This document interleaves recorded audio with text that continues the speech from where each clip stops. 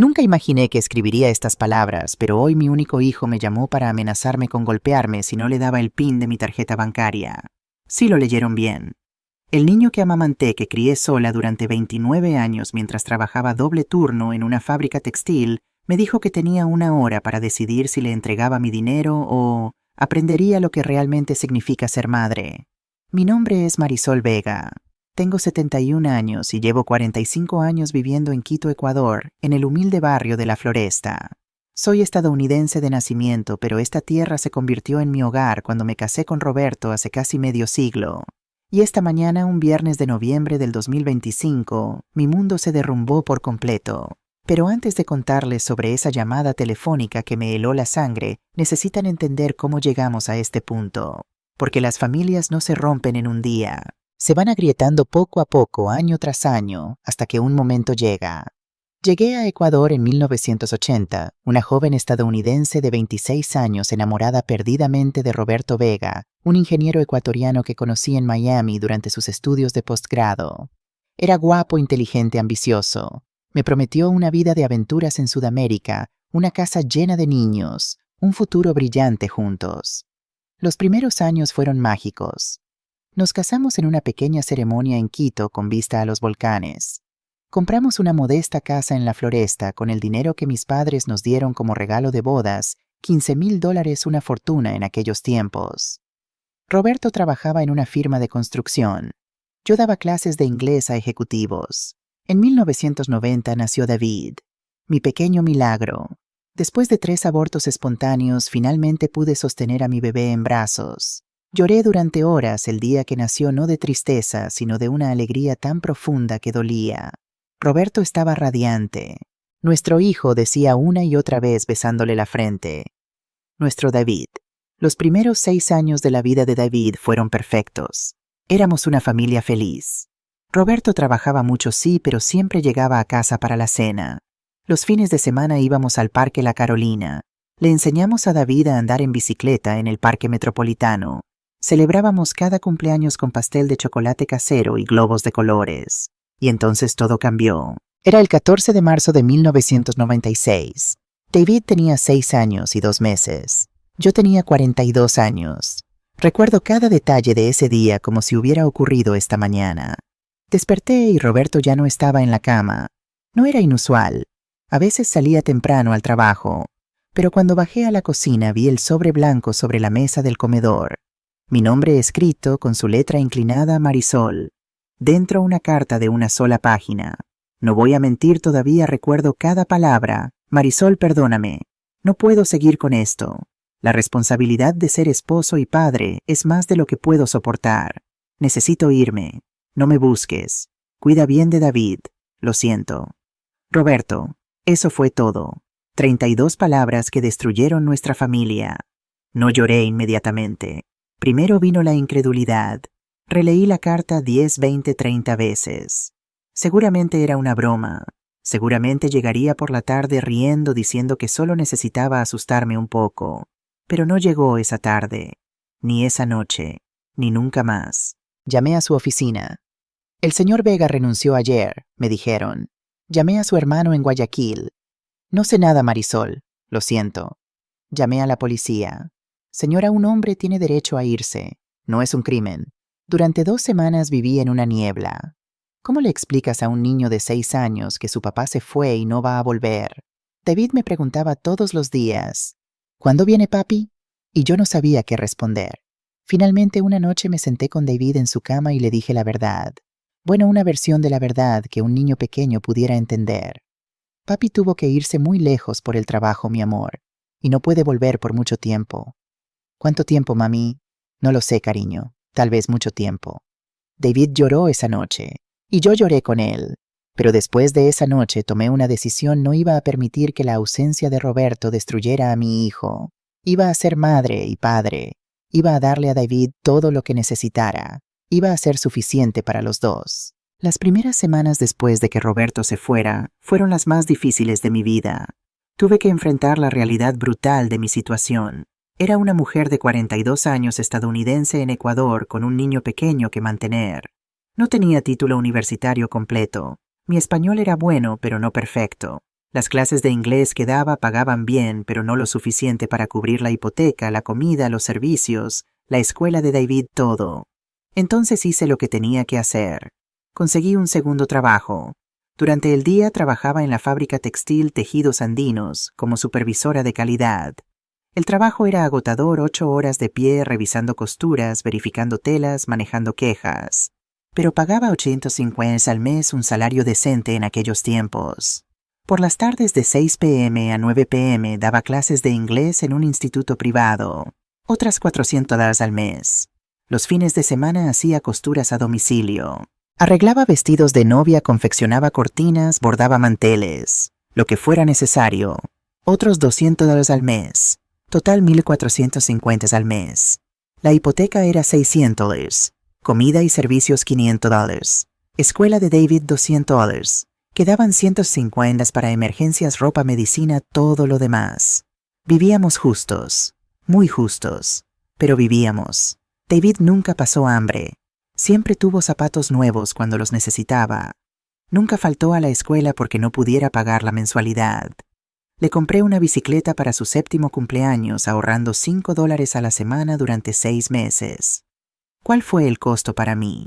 Nunca tuve vacaciones. Nunca compré ropa nueva para mí misma. Usaba los mismos 3 vestidos lavándolos y remendándolos hasta que se deshacían. Comía las sobras de David. Me cortaba el pelo yo misma frente al espejo del baño. Caminaba a todos lados para ahorrar en transporte. Pero nunca jamás dejé que David sintiera que era una carga. Cada noche, sin importar lo cansada que estuviera, me sentaba con él a hacer la tarea. Le leía cuentos antes de dormir. Los domingos hacíamos panqueques para desayunar y jugábamos en el parque. Mami me decía abrazándome cada noche: cuando sea grande voy a trabajar mucho y te voy a comprar una casa grande y nunca más tendrás que trabajar. Esas palabras me daban fuerzas para continuar. Mi hijo me amaba. Mi hijo apreciaba mi sacrificio. Algún día todo este esfuerzo valdría la pena. David creció siendo un buen chico. No perfecto, pero bueno. Sacaba notas decentes. Tenía amigos. Nunca se metió en problemas serios. A los 18 años consiguió un trabajo en la misma fábrica textil donde yo trabajaba en el departamento de mantenimiento. Yo estaba tan orgullosa. Mi hijo trabajador responsable construyéndose un futuro. A los 22 años, cuando yo tenía 58, finalmente pude jubilarme de la fábrica. 35 años de servicio. Mi pensión era pequeña, solo $680 al mes. Pero después de tantos años de trabajo doble, poder descansar parecía un lujo imposible. David para entonces ganaba bien unos $1,200 al mes. Vivía todavía conmigo, pagaba $300 de renta, aunque yo guardaba ese dinero secretamente para él, planeando dárselo cuando se casara. Éramos un buen equipo. Entonces, hace 3 años, conoció a Jessica. Jessica Morales era una chica dulce. Manicurista, 28 años, de una familia humilde de Conocoto. Cuando David me la presentó, vi inmediatamente que estaba enamorado. La forma en que la miraba me recordó cómo Roberto me miraba a mí tantos años atrás. Les di mi bendición. ¿Qué más podía hacer David? Tenía 32 años, era adulto, podía tomar sus propias decisiones. Se casaron en una ceremonia pequeña en 2022. Yo pagué el banquete $3,500 que había ahorrado centavo a centavo durante años. No me importó gastar ese dinero. Era la boda de mi hijo. Quería que fuera perfecta. Se mudaron a un apartamento pequeño a 15 minutos caminando de mi casa. $450 al mes de renta. David seguía ganando $1,200. Jessica ganaba unos $600 con sus clientas de manicura a domicilio. Juntos $1,800 al mes. Podían manejarlo. Yo los visitaba seguido. Siempre llevaba comida, un pollo asado, una sopa, frutas del mercado. Jessica me agradecía efusivamente. Doña Marisol, es usted tan generosa. David me abrazaba. Gracias, mami. No sé qué haríamos sin ti. La vida era buena. No perfecta, pero buena. Tenía a mi hijo cerca. Tenía una nuera que parecía quererme. Estaba jubilada, descansando después de décadas de trabajo duro. Y entonces, hace 6 meses, todo comenzó a desmoronarse. En mayo del 2025, la fábrica textil donde trabajaba David cerró. Crisis económica, dijeron. Competencia china, explicaron. 200 empleados a la calle de un día para otro. David llegó a mi casa ese día destrozado. Lloró en mi sala como no lo había visto llorar desde que era niño. ¿Qué voy a hacer, mami? Tengo esposa. Tengo cuentas que pagar. ¿Cómo voy a mantener mi hogar? Le di todo el dinero que tenía ahorrado en ese momento, $850. Toma, hijo, para que pagues la renta este mes mientras buscas trabajo. Gracias, mami. Te lo devuelvo en 2 semanas, te lo prometo. Pero 2 semanas se convirtieron en un mes. Un mes se convirtió en 2. David buscaba trabajo, sí, pero en Quito no había oportunidades. Cada día llegaba más frustrado, más irritable. Jessica consiguió más clientas trabajando 12 horas al día para compensar. Pero su salario solo no era suficiente. Empezaron a atrasarse en la renta. Yo ayudaba como podía. Les llevaba comida. Les daba 50 aquí, $100 allá. Mi pensión de 600 al mes no me permitía más, pero lo intentaba. Y con cada mes que pasaba veía a David cambiar. El David dulce, cariñoso, agradecido que conocí toda mi vida estaba desapareciendo. En su lugar emergía un hombre amargado, resentido, explosivo. Jessica empezó a venir a mi casa a escondidas, siempre con los ojos rojos de llorar. Doña Marisol, estoy preocupada por David. Está diferente. Diferente como hija. Grita mucho, por cualquier cosa, si la comida no está como le gusta, si sugiero que busque trabajo en otra ciudad, si le digo que necesitamos pedir ayuda a mi familia. Mi corazón se apretó. ¿Te ha puesto la mano encima? No, nunca me ha pegado. Pero tira cosas. La semana pasada tiró un plato contra la pared porque le servía arroz recalentado, y ayer pateó una silla tan fuerte que se rompió. Eso no está bien, Jessica. Eso es violencia. Lo sé, pero doña Marisol está desesperado. Yo entiendo su frustración. Es un hombre. Siente que debe ser el proveedor. Y no puede. Eso lo está matando por dentro. Hablé con David. Intenté hablar con él.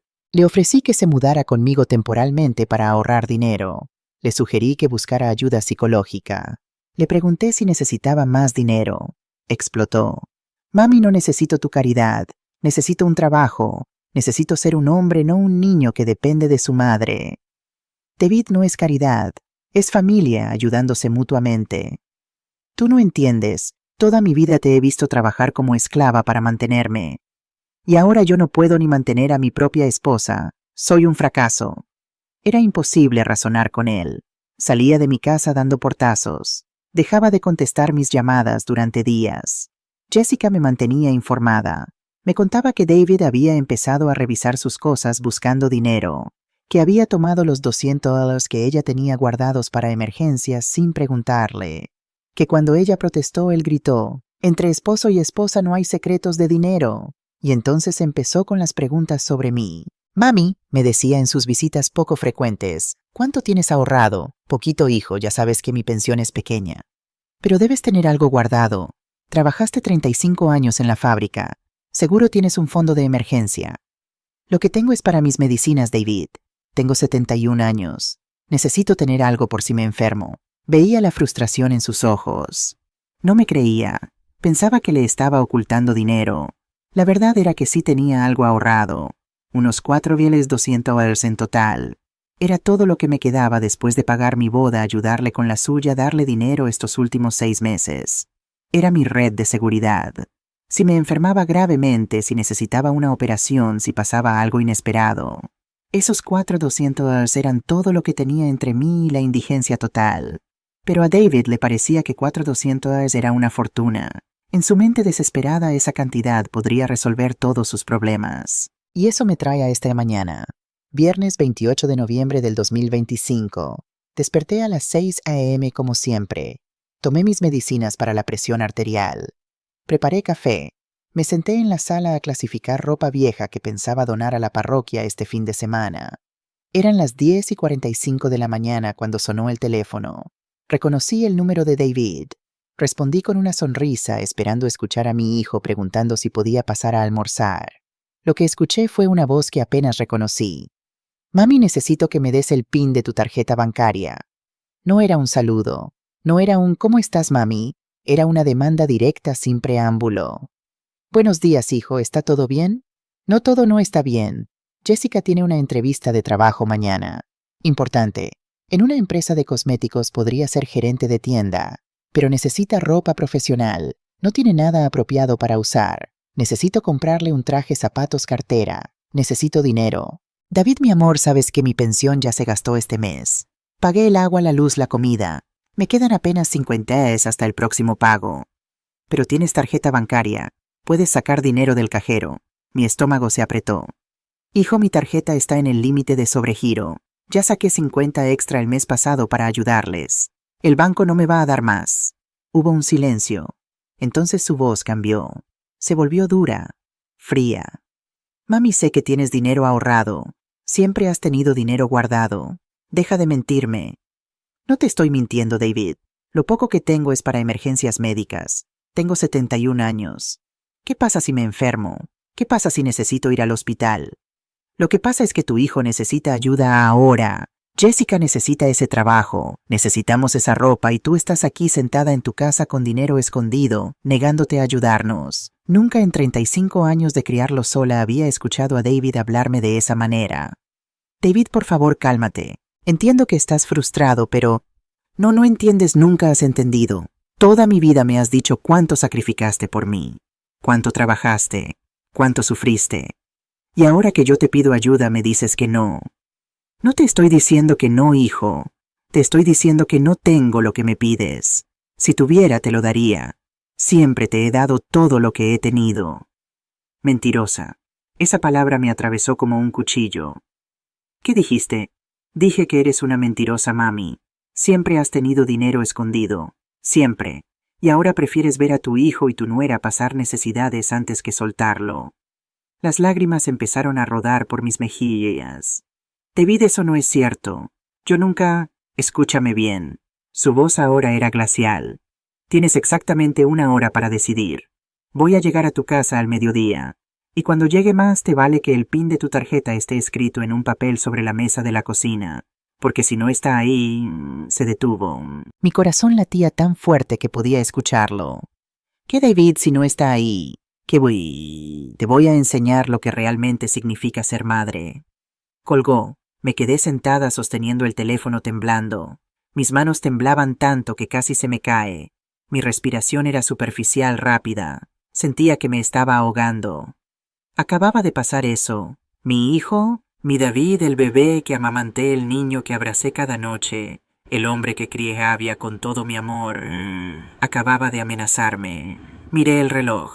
10:47 AM. Tenía 1 hora y 13 minutos. Me quedé paralizada en el sofá durante lo que parecieron horas, pero fueron solo minutos. Mi mente corría en círculos. Esto no puede estar pasando. No mi David. No mi hijo. Pero había pasado. La amenaza era real. Su voz fría y dura seguía resonando en mis oídos. Te voy a enseñar lo que realmente significa ser madre. ¿Qué significaba eso? Me iba a gritar. Me iba a obligar a darle el dinero. Me iba a... No podía terminar ese pensamiento.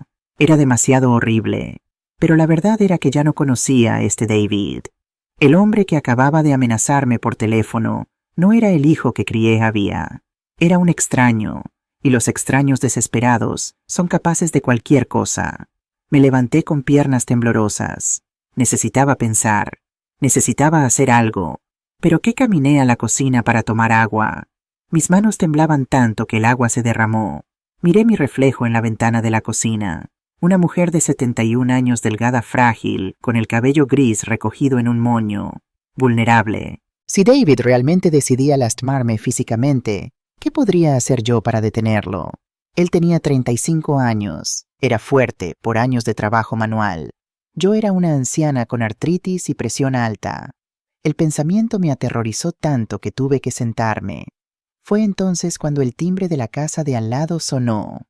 Escuché la voz de Rosa Jiménez, mi vecina, regando sus plantas del jardín delantero. Rosa, mi amiga durante 20 años. Rosa que siempre notaba cuando algo andaba mal. Como si hubiera escuchado mis pensamientos, mi teléfono sonó. Era Rosa. Marisol, hija, ¿estás bien? Su voz maternal casi me hizo llorar. Rosa, yo no sé. Te vi por la ventana. Estás paseándote de un lado a otro como alma en pena desde hace media hora. ¿Qué pasó? Y ahí, con esa simple pregunta hecha con genuina preocupación, me rompí completamente. Las palabras salieron atropelladas entre sollozos.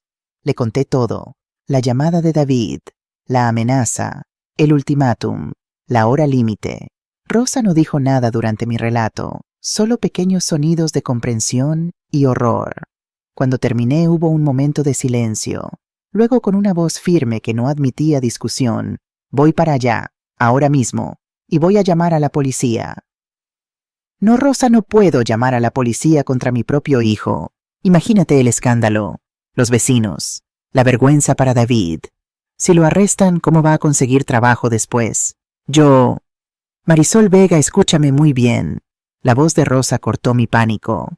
Lo que David está haciendo se llama violencia doméstica. Es un crimen. Y si no pides ayuda ahora cuando todavía es solo una amenaza, ¿qué va a pasar cuando esa amenaza se haga realidad? Pero es mi hijo. Y tú eres su madre, la madre que trabajó 2 empleos durante 29 años para criarlo, la madre que se sacrificó todo por él. ¿Y así te paga? ¿Amenazándote con violencia si no le das dinero? No, mi niña. Eso no es amor. Eso es abuso. Escuché su puerta cerrarse y sus pasos apresurados. No cuelgues, ordenó. Mantente en el teléfono conmigo hasta que llegue. En menos de 2 minutos Rosa estaba tocando mi puerta. Cuando abrí me envolvió en un abrazo tan fuerte que finalmente pude llorar de verdad. Todos los meses de preocupación de ver a David cambiar de ayudar hasta quedarme sin nada de sentirme culpable por no poder hacer más. Todo salió en ese abrazo. Ya, hijita. Rosa me mecía como a una niña. No estás sola. Vamos a resolver esto juntas. Rosa me llevó al sofá y sacó su teléfono. ¿A quién llamas?, pregunté con pánico. Primero a la policía, luego a María Elena. Necesitas gente aquí cuando David llegue. No vas a enfrentar esto sola. Rosa, por favor, piénsalo. Si llamo a la policía, David podría tener antecedentes. Podría ir a la cárcel. Yo no quiero destruir la vida de mi hijo. Rosa me tomó de las manos y me miró directamente a los ojos. Marisol, ¿tú crees que David tiene intención real de hacerte daño? La pregunta me paralizó. Lo creía, hace un mes habría dicho absolutamente no. Hoy ya no estaba segura. No lo sé, susurré. El David que conocí nunca haría eso, pero el hombre que escuché en el teléfono, ese no era mi David. Exactamente, y hasta que sepamos cuál David va a aparecer a mediodía no podemos arriesgarnos. Las estadísticas no mienten, Marisol. La violencia doméstica contra ancianos va en aumento, y siempre comienza con amenazas, luego escalada. No vamos a esperar a que escale. Marcó el 911 antes de que pudiera protestar más. La operadora contestó rápido. Rosa con calma y claridad explicó la situación. Una mujer de 71 años amenazada por su hijo adulto. Amenaza de violencia física en aproximadamente, miró el reloj, 55 minutos.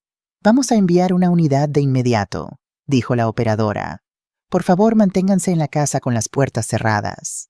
Mientras esperábamos a la policía, Rosa llamó a María Elena, nuestra vecina de enfrente. Le explicó brevemente la situación. María Elena y su esposo Carlos llegaron en 5 minutos. María Elena traía café recién hecho. Carlos, un hombre de 68 años ex militar, tenía una expresión seria pero solidaria. Marisol, dijo Carlos sentándose a mi lado, hiciste bien en pedir ayuda. Los hombres desesperados hacen cosas terribles. Lo sé, lo vi en el ejército. El desempleo, la frustración, el sentirse emascuado. Es una combinación peligrosa. ¿Pero cómo llegamos a esto? Mi voz se quebró. Yo lo crié, había bien. Le enseñé, había valores. Respeto, honestidad. ¿Dónde me equivoqué? Había... María Elena tomó mi otra mano.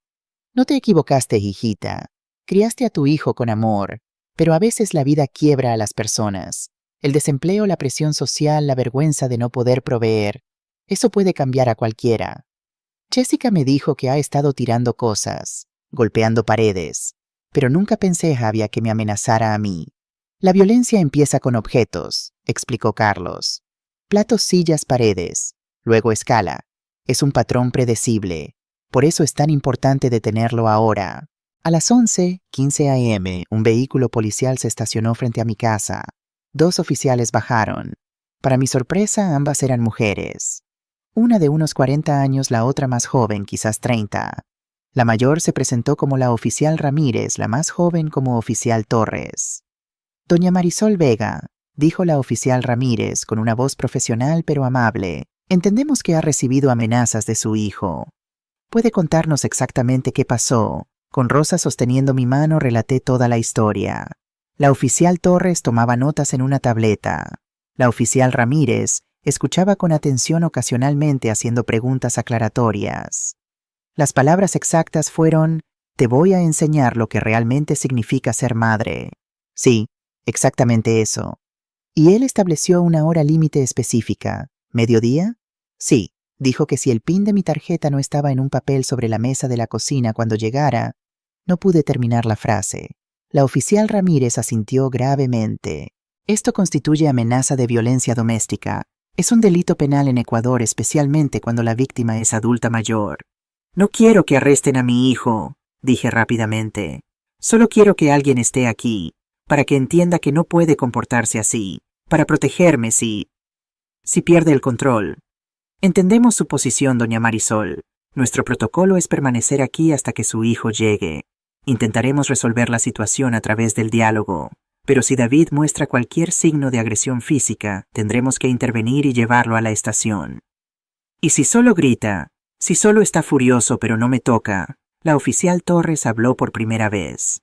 Depende de la naturaleza de la intimidación. Pero doña Marisol tiene que entender algo importante. Se arrodilló frente a mí mirándome a los ojos. Los casos de violencia doméstica que involucran hijos adultos contra padres ancianos están aumentando alarmantemente en Ecuador, un 40% desde la pandemia. Y siempre siguen el mismo patrón: amenazas verbales, intimidación, aislamiento y luego violencia física. Yo no quiero que eso pase. Nadie quiere. Pero la estadística es clara: si no intervenimos en la fase de amenazas, en el 75% de los casos hay violencia física dentro de los próximos 3 meses. Ese número me heló la sangre. 75%. Hizo bien en llamarnos, continuó la oficial Torres. Vamos a permanecer aquí. Vamos a asegurarnos de que usted esté segura. Y vamos a ver si podemos ayudar a su hijo a entender que cruzó una línea que no puede cruzar. Miré el reloj. 11:22 a.m.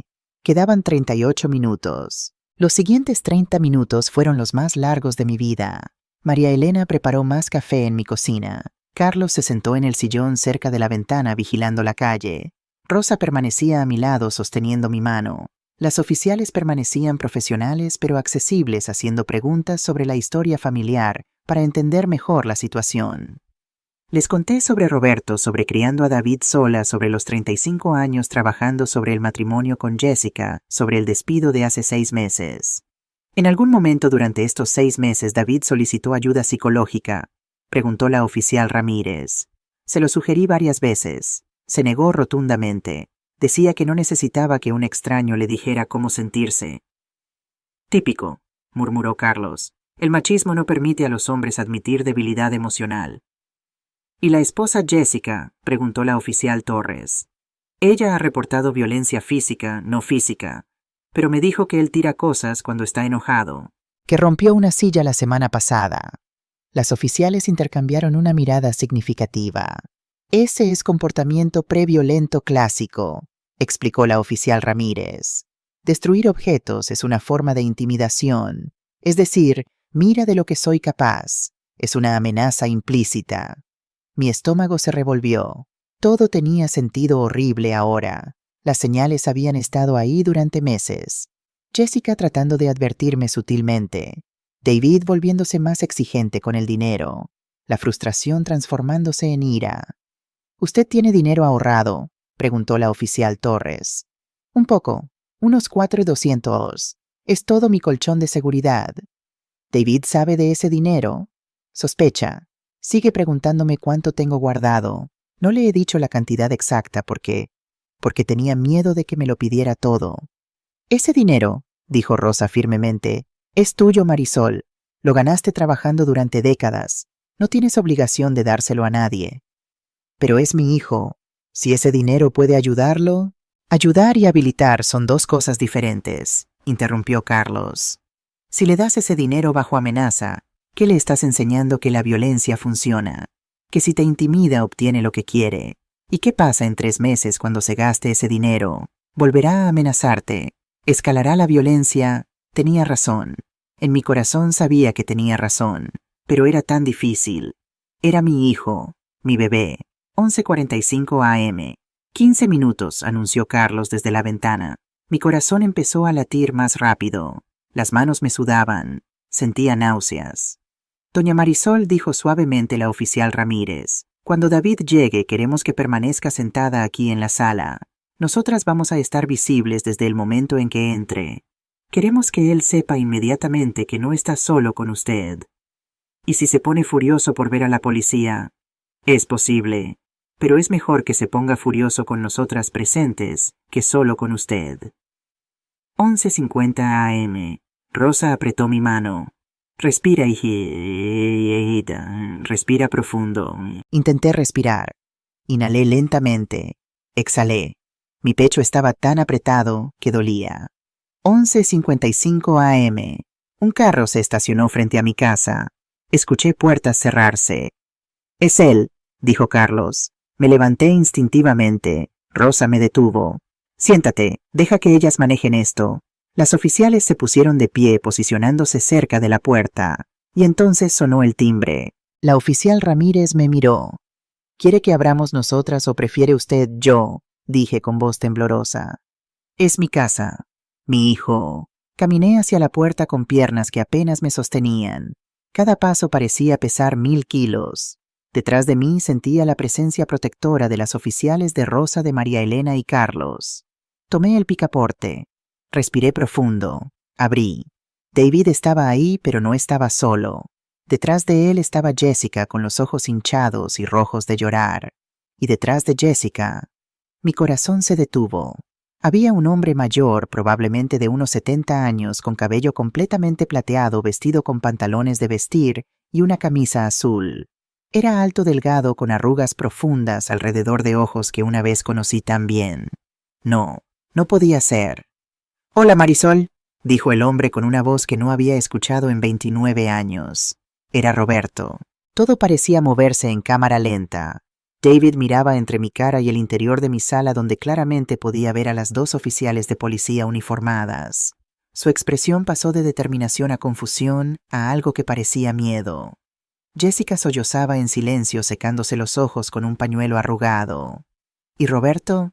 Roberto simplemente me miraba con una expresión que no podía descifrar. ¿Arrepentimiento, miedo, vergüenza, podemos entrar?, preguntó Roberto finalmente. No podía hablar. Mi boca se movía, pero no salían palabras. Era demasiado. La amenaza de David, la policía en mi sala, y ahora el fantasma de mi pasado parado en mi puerta. Rosa apareció detrás de mí. «Pasen», dijo con voz firme. «Hay mucho que discutir». Los 3 entraron. David inmediatamente vio a las oficiales y se congeló. Sus ojos fueron de ellas a mí, llenos de acusación y traición. «¿Llamaste a la policía?» Su voz era incrédula. «Contra tu propio hijo». Antes de que pudiera responder, la oficial Ramírez habló. «Nosotras estamos aquí porque doña Marisol recibió amenazas de violencia doméstica esta mañana. Amenazas hechas por usted, señor David Vega. ¿Es correcto?» David abrió la boca. La cerró. La abrió nuevamente. Yo no iba realmente a... ¿A qué, señor Vega? Las palabras exactas fueron: «Te voy a enseñar lo que realmente significa ser madre». ¿Qué significaban esas palabras? David se pasó las manos por la cara. Cuando habló, su voz era más baja, avergonzada. Estaba desesperado. No pensaba con claridad. Yo nunca lastimaría a mi madre. Pero la amenazó. La oficial Torres no era una pregunta. Sí, David hundió la cabeza. Sí, la amenacé. Y lo siento. Mami, yo... Siéntense, ordenó la oficial Ramírez. Todos. Esto va a tomar un tiempo. Nos sentamos en una configuración extraña. Yo en mi sillón habitual, Rosa a mi lado. David y Jessica en el sofá. Roberto en una silla que Carlos había traído de la cocina. Las oficiales permanecían de pie, vigilantes. El silencio era tan denso que podía cortarse con cuchillo. Finalmente Roberto habló. «Oficial, mi nombre es Roberto Vega. Soy el padre de David y... ex esposo de Marisol». Su voz temblaba ligeramente. Hay circunstancias en esta situación que podrían cambiar completamente la perspectiva del caso. La oficial Ramírez alzó una ceja. «Lo escuchamos». Roberto respiró profundo. Sacó una carpeta de documentos de una bolsa de cuero que llevaba. Dejé a esta familia hace 29 años. Abandoné a mi esposa y a mi hijo de 6 años. Durante todos estos años he seguido sus vidas desde la distancia. Sé del desempleo de David. Sé de las dificultades económicas. Sé todo. Me quedé mirándolo incapaz de procesar lo que estaba diciendo. ¿Cómo? Mi voz salió como un susurro ronco. ¿Cómo sabías? Jessica me contactó hace 3 semanas. Roberto miró a mi nuera, quien asintió con lágrimas corriendo por sus mejillas. Ella me encontró investigando en Internet. Estaba preocupada por David por su comportamiento cada vez más agresivo. Pensó que tal vez el padre podría ayudar de alguna manera. David se giró hacia Jessica con expresión de traición total. ¿Tú hiciste qué? Estaba asustada. Jessica sollozó. David, te estabas volviendo alguien que no reconozco, gritando, tirando cosas, amenazando a tu madre. Alguien tenía que hacer algo. Y fuiste a buscar al hombre que nos abandonó. La voz de David era pura ira. Se levantó del sofá, los puños apretados. Señor Vega, siéntese. La oficial Torres dio un paso hacia adelante. Ahora. David se sentó, pero todo su cuerpo vibraba con furia contenida. Continúe, señor Roberto, dijo la oficial Ramírez. Roberto abrió la carpeta. Sacó lo que parecían documentos bancarios legales certificados. Jessica me llamó esta mañana llorando, contándome sobre la amenaza que David había hecho. Fue entonces cuando supe que no podía seguir observando desde lejos. Era hora de volver. Era hora de... Se detuvo su voz quebrando. Era hora de enfrentar las consecuencias de lo que hice hace 29 años. ¿Y qué hiciste, Roberto? Mi voz salió más dura de lo que pretendía, décadas de dolor filtrándose. ¿Qué hiciste además de abandonarnos? Dejé dinero, dijo Roberto en voz baja. Silencio. ¿Qué? No podía haber escuchado correctamente. Los sobres, continuó Roberto mirándome directamente. Los sobres de dinero que aparecían en tu buzón. Sin remitente. Durante años.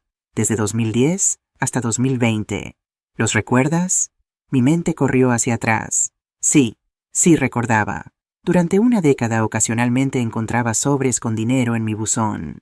Cantidades pequeñas, 50, 100 $, a veces 200. Sin tarjeta, sin nombre. Pensé que era caridad de la iglesia o de algún vecino generoso que prefería permanecer anónimo. ¿Eras tú? Era yo. Aproximadamente $800 al mes durante 10 años. Hice los cálculos rápidamente en mi cabeza. 800 de esos que es 12 meses es, X, 10 años, serían $96,000. Casi $100,000, susurré. Sí, David estaba mirando entre nosotros completamente perdido. ¿De qué están hablando? Pero Roberto no había terminado. Sacó más documentos de la carpeta. Pero eso no es todo, Marisol. Hay más, mucho más. Y fue entonces cuando mi vida cambió por segunda vez en un solo día. Roberto extendió los documentos sobre la mesa de centro. Todos nos inclinamos hacia adelante tratando de ver qué eran. En el 2010, comenzó Roberto con voz temblorosa.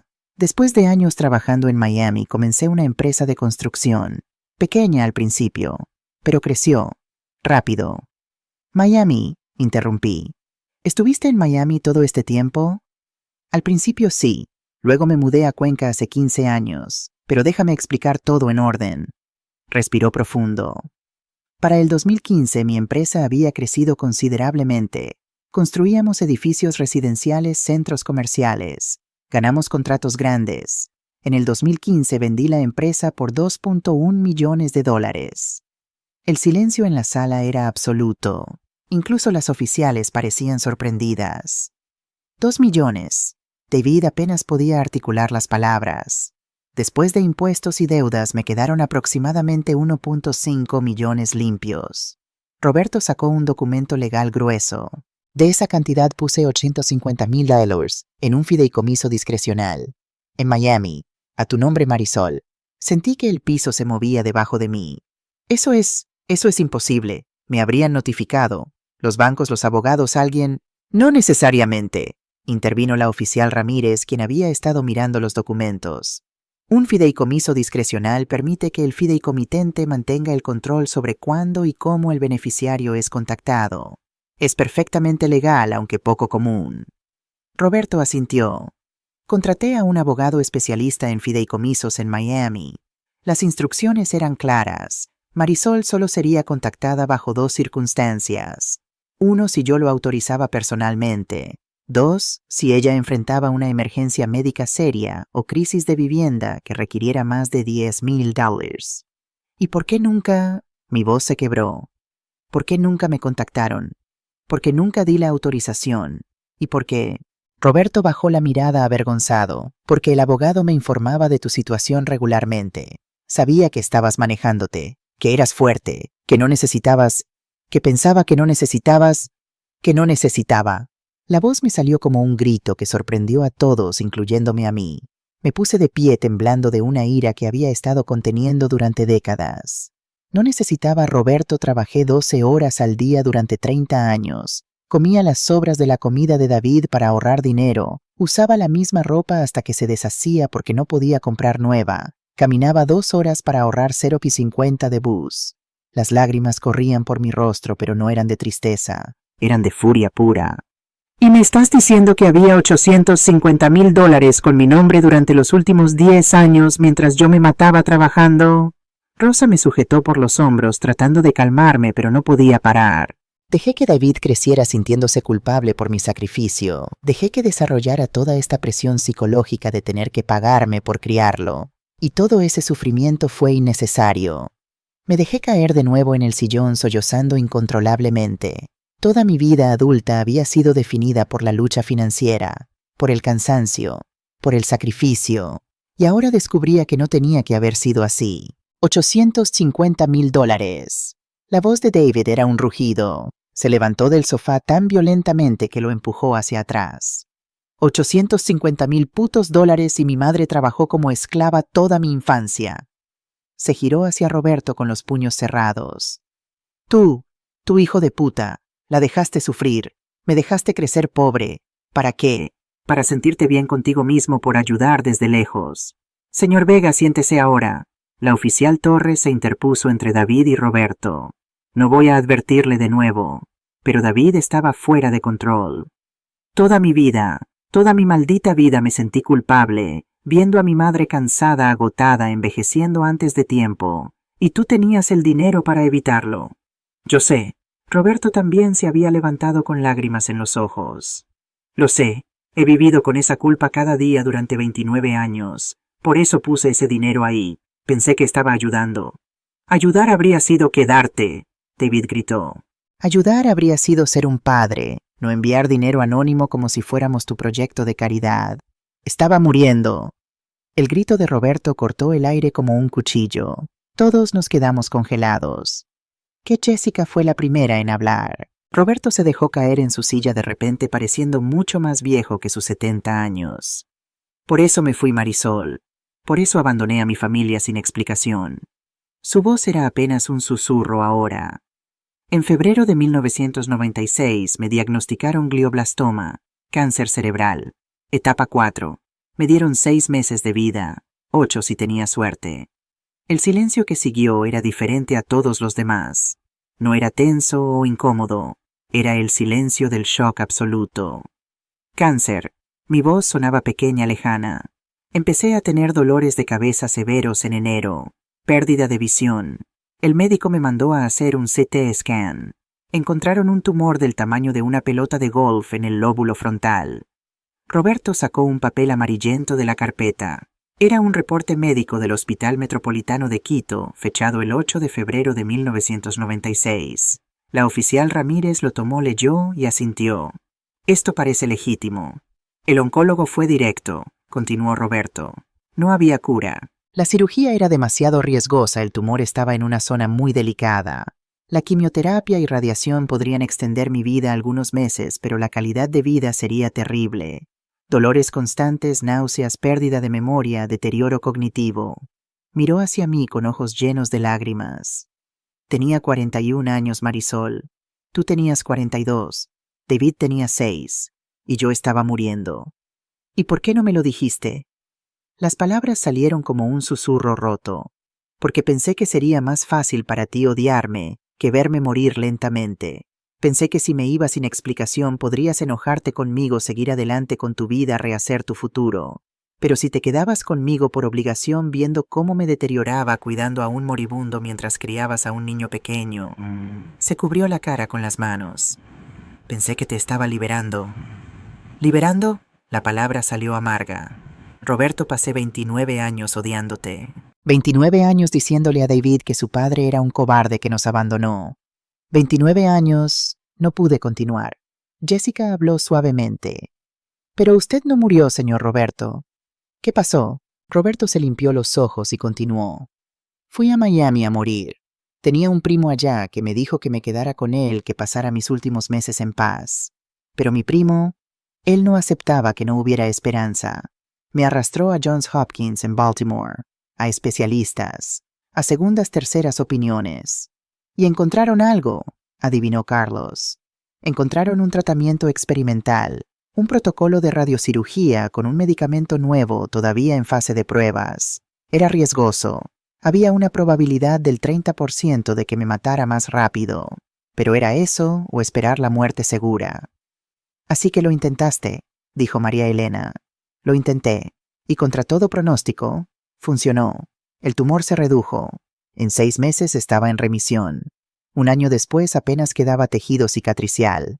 Para 1998 estaba completamente libre de cáncer. ¿Y no regresaste? Mi voz era plana, sin emoción. Estabas curado. Tenías una segunda oportunidad de vida. ¿Y no volviste con tu familia? Roberto negó con la cabeza lentamente. Para entonces habían pasado 2 años. 2 años en los que ustedes habían seguido adelante sin mí. Me había ido diciéndote que no me buscaras. Te había abandonado de la peor manera. ¿Cómo iba a volver? ¿Cómo iba a tocar tu puerta y decir sorpresa, no morí? Podrías haber llamado, escrito, algo. Lo sé, y cada día de los últimos 27 años me he arrepentido de no haberlo hecho. Pero mientras más tiempo pasaba, más imposible parecía. El miedo, la vergüenza, la culpa, me paralizaron. Entonces construiste una empresa, hiciste millones, y nos observabas desde lejos como si fuéramos un reality show. La amargura en mi voz era palpable. Marisol, no, levanté la mano. No quiero escuchar más justificaciones ahora. Dijiste que había más que el fideicomiso. ¿Qué más? Roberto sacó más documentos, escrituras de propiedad. Además del fideicomiso, compré 3 propiedades en Quito. A tu nombre, Marisol. El mundo seguía girando cada vez más rápido, fuera de control. ¿Qué propiedades? Un apartamento de 3 dormitorios en la Carolina. Lo compré en el 2012 por $150,000. Ahora vale aproximadamente $180,000 según la última tasación. Deslizó la primera escritura sobre la mesa. Ahí estaba mi nombre, Marisol Vega de Collins, propietaria registrada. Una casa pequeña en Cumbayá. La compré en el 2015 por $120,000. Ahora vale cerca de $140,000. La he estado rentando. El ingreso va a una cuenta separada que también está a tu nombre. Segunda escritura. Otra vez mi nombre. ¿Cuánto ingreso de renta? Preguntó la oficial Ramírez, que estaba tomando notas meticulosas. $600 al mes durante los últimos 8 años. En total hay aproximadamente $57,600 acumulados en esa cuenta más intereses. Casi $60,000 adicionales. Y finalmente Roberto sacó la última escritura a un local comercial pequeño en el centro histórico. Lo compré en el 2017 por $95,000. Lo rento a una panadería artesanal por $650 al mes. Ese dinero también se ha estado acumulando en otra cuenta separada a tu nombre. $650 al mes durante... Hice los cálculos 7 años y medio. Eso es... $58,500 aproximadamente, completó Roberto. Más intereses compuestos, probablemente cerca de $62,000. Dejó que la información se hundiera.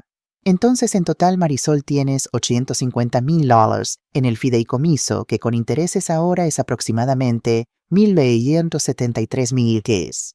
Apartamento en la Carolina, $180,000. Casa en Cumbayá, $140,000. Más $57,600 en rentas acumuladas. Local en centro histórico, $95,000 más $62,000 en rentas acumuladas. Total aproximado $1,607,600. El número flotó en el aire como algo irreal. $1,607,600. Yo que había trabajado por 850 al mes durante décadas. Que había comido arroz con huevo durante semanas para ahorrar. Que había remendado mi ropa hasta que los remiendos necesitaban remiendos. Era millonaria y no tenía ni idea. David no se había movido durante toda la explicación financiera. Estaba sentado en el sofá mirando al vacío procesando. Cuando finalmente habló, su voz era plana, vacía. Déjenme ver si entiendo esto correctamente. Miró a Roberto. Mi madre, que trabajó hasta que su cuerpo casi se rompió, que me crió sola con lo mínimo, que sacrificó todo por mí. Tiene más de $1,500,000 que nunca supo que existían. Sí, Roberto apenas podía mantener la mirada.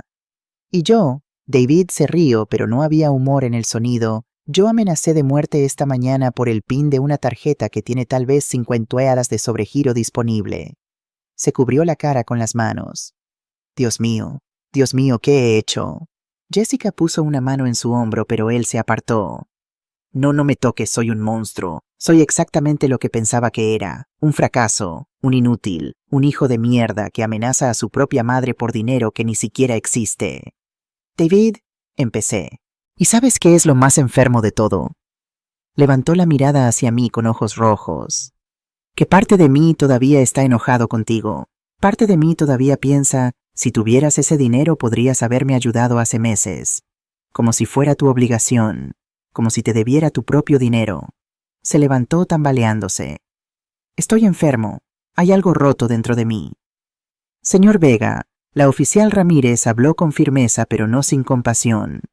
Lo que usted está experimentando es un colapso de salud mental. El desempleo, la presión económica, la vergüenza, todo eso combinado puede romper a cualquier persona. No es excusa para las amenazas que hizo, pero es explicación. ¿Y ahora qué? David miró a las oficiales. ¿Me van a arrestar?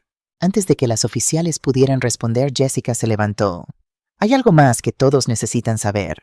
Su voz temblaba, pero había determinación en ella. Y después de escuchar todo esto, después de ver cómo esta familia ha mantenido secretos durante décadas, no puedo guardar el mío más tiempo. Todos la miramos. Estoy embarazada. El silencio era tan completo que podía escuchar el tic-tac del reloj de pared. 10 semanas, continuó Jessica con lágrimas rodando por sus mejillas. Y he estado aterrorizada de decírselo a David. David la miró con ojos enormes.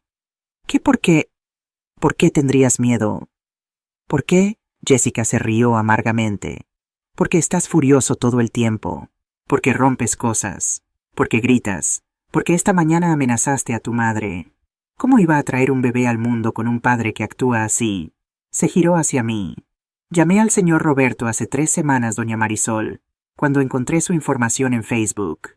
Estaba desesperada. David estaba hablando de terminar con todo. No sabía si se refería a suicidio o algo peor. Pensé que tal vez un padre, incluso uno ausente, podría ayudar de alguna manera. Pero cuando me contó sobre el dinero, Jessica continuó, le rogué que no dijera nada todavía. Quería esperar. Quería ver si David podía mejorar por sí mismo sin la complicación del dinero. Pero hoy cuando hizo esa llamada y dijo esas cosas horribles, llamaste a Roberto de nuevo, completé. Sí, llorando, diciéndole que tenía que venir, que tenía miedo de que David realmente lastimara a alguien, a usted, a mí, a sí mismo. David estaba completamente pálido.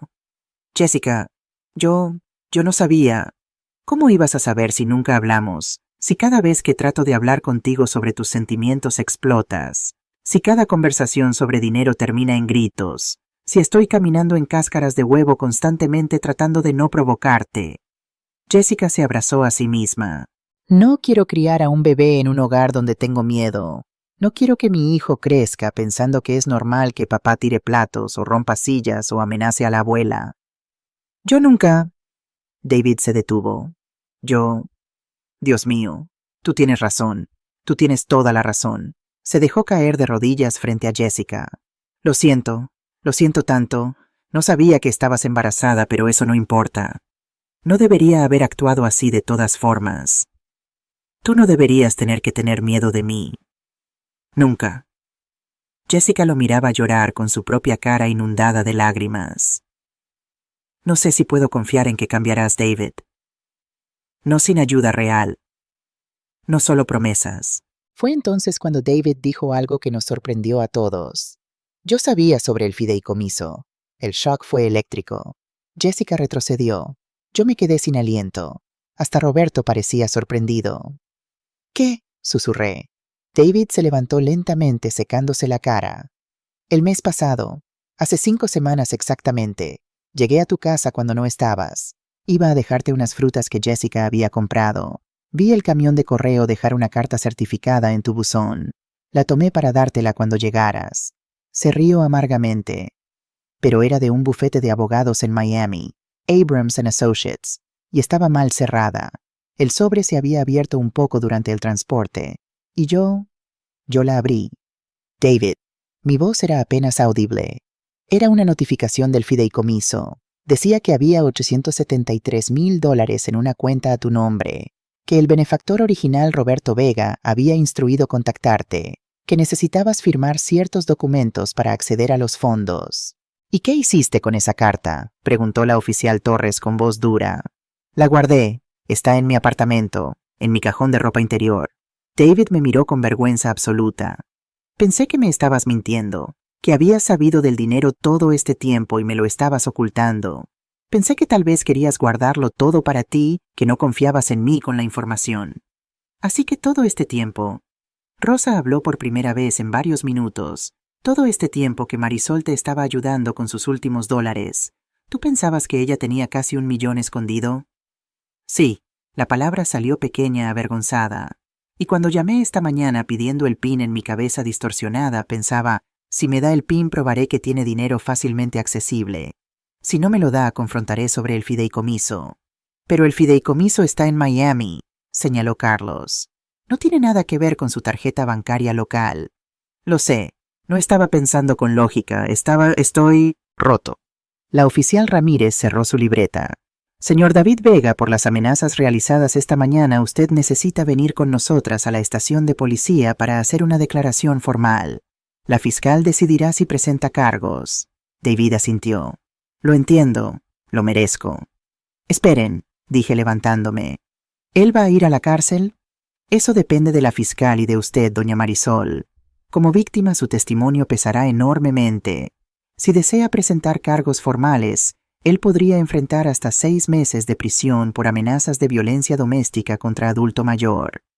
Miré a mi hijo, a mi único hijo, el bebé que había sostenido en mis brazos hace 35 años, el niño que había prometido cuidarme cuando fuera grande, el hombre que esta mañana me había amenazado con violencia. No quiero que vaya a la cárcel, dije finalmente, pero tampoco puedo simplemente dejar que esto pase como si nada. Hay alternativas, sugirió la oficial Torres. Libertad condicional supervisada, tratamiento de salud mental obligatorio, órdenes de restricción temporales. Roberto habló por primera vez en varios minutos. Yo pagaré todo el tratamiento. Terapia individual, terapia de pareja, terapia familiar, lo que sea necesario. Y me quedaré en Quito para apoyar el proceso. Tú no tienes derecho, empecé. Tienes razón, Roberto interrumpió. No tengo ningún derecho, pero tengo responsabilidad. Esta situación existe en parte por mis decisiones, por abandonar a mi familia, por mantener secretos, por pensar que el dinero podía reemplazar mi presencia. No puedes simplemente regresar después de 29 años y jugar al padre del año, dije con amargura. No pretendo hacerlo, solo quiero ayudar, si me lo permites, si David me lo permite. David lo miró durante un largo momento. No sé si alguna vez podré perdonarte por abandonarnos, pero también estoy empezando a entender que correr de los problemas es algo que tal vez aprendí de ti, y necesito romper ese ciclo antes de que nazca mi hijo. La oficial Ramírez puso sus manos sobre sus caderas. Entonces aquí está lo que va a pasar. Todos van a venir a la fiscalía. Ahora, vamos a hacer declaraciones oficiales. La fiscal doctora Sandra Morales decidirá el camino a seguir basándose en esas declaraciones y en la recomendación de doña Marisol. Pero déjenme ser clara, agregó la oficial Torres mirando directamente a David.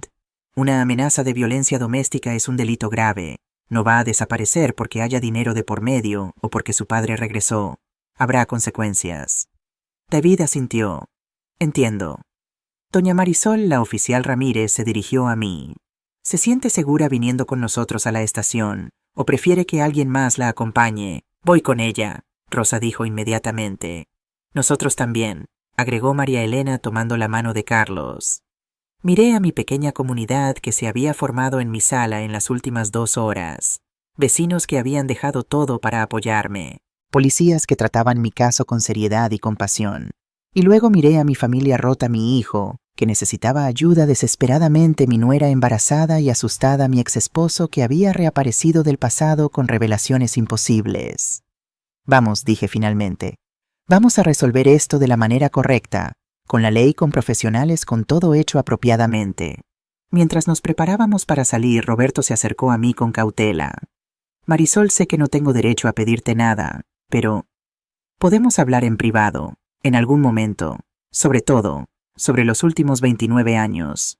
Lo miré a los ojos, esos ojos que una vez amé, que una vez prometieron amarme para siempre, que me habían traicionado de la manera más profunda. Tal vez, dije, cuando esté lista, si alguna vez estoy lista. El viaje a la fiscalía fue surreal. Yo iba en el auto de la policía con Rosa. David y Jessica iban en el carro de Roberto.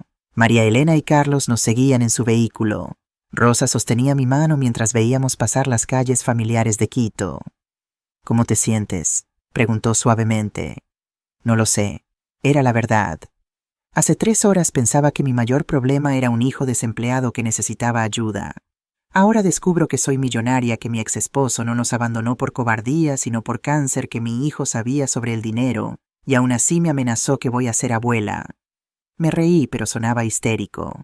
Es demasiado para procesar.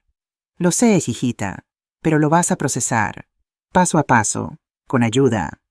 ¿Tú crees que estoy haciendo lo correcto, llevando a David a la policía? Rosa apretó mi mano.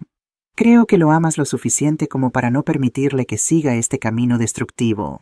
A veces el mayor amor es decir no más. Llegamos a la fiscalía, un edificio moderno en el centro de Quito. La oficial Ramírez nos guió a una sala de espera mientras organizaban todo. David se sentó lo más lejos posible de mí, con la cabeza entre las manos. Jessica se sentó junto a él, pero no lo tocaba. Roberto se quedó de pie cerca de la ventana mirando la ciudad. Y yo me senté entre Rosa y María Elena, sintiéndome como si estuviera en un sueño extraño del cual no podía despertar. Media hora después fuimos llamados a una oficina grande.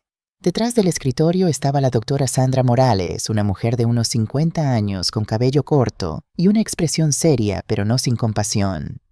Doña Marisol Vega, dijo mirando los papeles frente a ella. He leído el reporte preliminar de las oficiales Ramírez y Torres. Amenazas de violencia doméstica son asuntos muy serios en Ecuador, especialmente cuando involucran adultos mayores. Entiendo, doctora. Voy a necesitar escuchar su versión completa de los eventos, comenzando desde cuando notó cambios en el comportamiento de su hijo. Durante la siguiente hora relaté todo.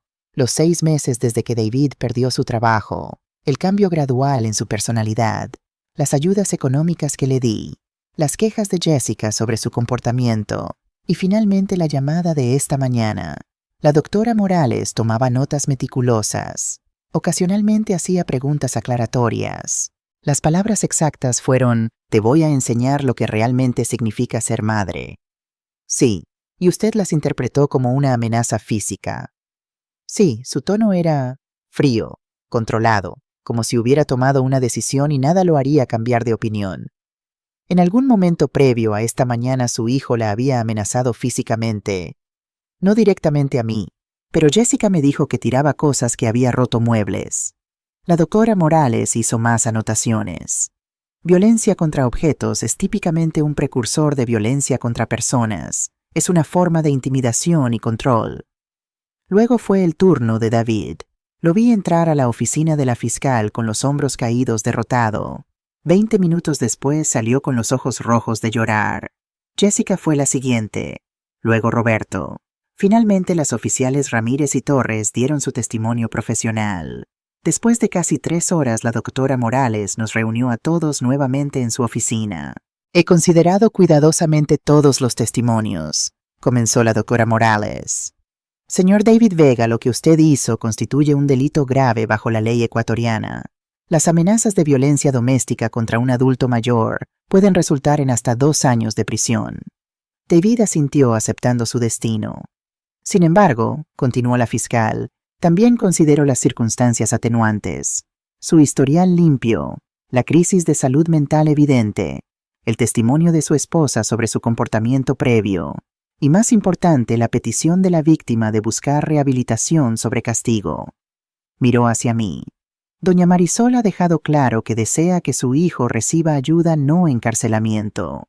Respeto eso. Por lo tanto, esta es mi decisión. Primero, libertad condicional supervisada por 6 meses. Durante este tiempo, el señor Vega deberá reportarse semanalmente con un oficial de libertad condicional. Segundo, tratamiento de salud mental obligatorio. Mínimo 12 sesiones de terapia individual con un psicólogo especializado en manejo de ira y depresión. Tercero, terapia familiar obligatoria. Todos los miembros de esta familia, David, Jessica, Marisol y sí Roberto también, deben asistir a sesiones de terapia familiar cada 2 semanas durante 6 meses mínimo. Cuarto orden de restricción temporal. Durante 30 días el señor Vega no puede acercarse a menos de 100 metros de la residencia de doña Marisol, excepto en situaciones supervisadas por terceros o en sesiones de terapia. Quinto servicio comunitario. 80 horas en un centro de ayuda para adultos mayores para que el señor Vega entienda el impacto de la violencia contra ancianos. Sexto, si el señor Vega viola cualquiera de estas condiciones, será arrestado inmediatamente y cumplirá la sentencia completa de 6 meses en prisión. ¿Queda claro? Sí, doctora, David respondió con voz quebrada. ¿Doña Marisol está satisfecha con esta resolución? Pensé cuidadosamente antes de responder. Sí, creo que es justo. Mi hijo necesita ayuda, no castigo, pero también necesita consecuencias reales que lo hagan entender la gravedad de lo que hizo. Bien, la doctora Morales firmó varios documentos. Señor Roberto, entiendo que usted se ha ofrecido a financiar el tratamiento psicológico de la familia. Sí, doctora, todo lo que sea necesario. Eso es generoso, pero quiero ser clara, dinero no soluciona problemas familiares. Ustedes van a tener que hacer el trabajo emocional difícil. Ustedes van a tener que enfrentar décadas de dolor, abandono, resentimiento. Va a ser incómodo y doloroso. Están todos comprometidos con ese proceso. Uno por uno asentimos. Entonces están libres de irse. David, aquí está el nombre y número de su oficial de libertad condicional. Debe contactarlo mañana antes del mediodía. Aquí está la lista de psicólogos aprobados. Elija uno y comience las sesiones dentro de 1 semana. ¿Entendido? Sí, doctora. Gracias por darme una oportunidad. No me agradezca a mí. Agradezca a su madre, quien a pesar de todo lo que le hizo todavía lo ama lo suficiente como para querer que mejore. Afuera de la fiscalía en el estacionamiento, Roberto se acercó a mí. Marisol, sé que necesitas tiempo para procesar todo, pero hay decisiones prácticas que deben tomarse sobre el dinero y las propiedades. No quiero hablar de eso ahora, dije cansada. Era casi las 6 p.m. Había sido el día más largo de mi vida. Lo entiendo, pero al menos toma esto. Me entregó una tarjeta de presentación de un abogado. Raúl Mendoza es mi abogado aquí en Quito. Él tiene todos los documentos sobre el fideicomiso y las propiedades. Cuando estés lista, no ahora pero cuando estés lista, llámalo. Todo está legítimo y legal. Ese dinero es tuyo. Tomé la tarjeta sin decir nada. También, Roberto sacó una llave de su bolsillo. Esta es la llave del apartamento en la Carolina. Está vacío, completamente amueblado, pero nadie vive ahí. Pensé que tal vez, si David y Jessica necesitan un lugar para quedarse mientras David cumple con la orden de restricción. Miré a David y Jessica, quienes habían estado hablando en voz baja cerca del carro de Roberto. David, llamé. Ven aquí. Mi hijo se acercó con cautela, como si esperara que le gritara. Roberto dice que el apartamento en la Carolina está vacío. Tú y Jessica pueden quedarse ahí durante estos 30 días, gratis, para que tengan espacio para que descansen, para que empiecen la terapia en un ambiente neutral. David parpadeó sorprendido. Mami, no sé qué decir. Di que vas a usar este tiempo sabiamente. Di que vas a trabajar en ti mismo. Di que vas a ser el hombre que Jessica y tu futuro hijo merecen. Lo haré, te lo prometo. Voy a hacer el trabajo. Voy a terapia. Voy a cambiar. Las promesas son fáciles, David. Lo que importa son las acciones. Asintió entendiendo. Jessica se acercó. Doña Marisol, yo siento tanto haber traído al señor Roberto sin decirle primero. Sé que debe haber sido un shock terrible ver a su ex esposo después de tantos años. Hiciste lo que pensaste que era correcto para proteger a tu familia, dije suavemente. No puedo culparte por eso, pero de ahora en adelante nada de secretos. Si estás preocupada por David, me lo dices directamente. ¿De acuerdo?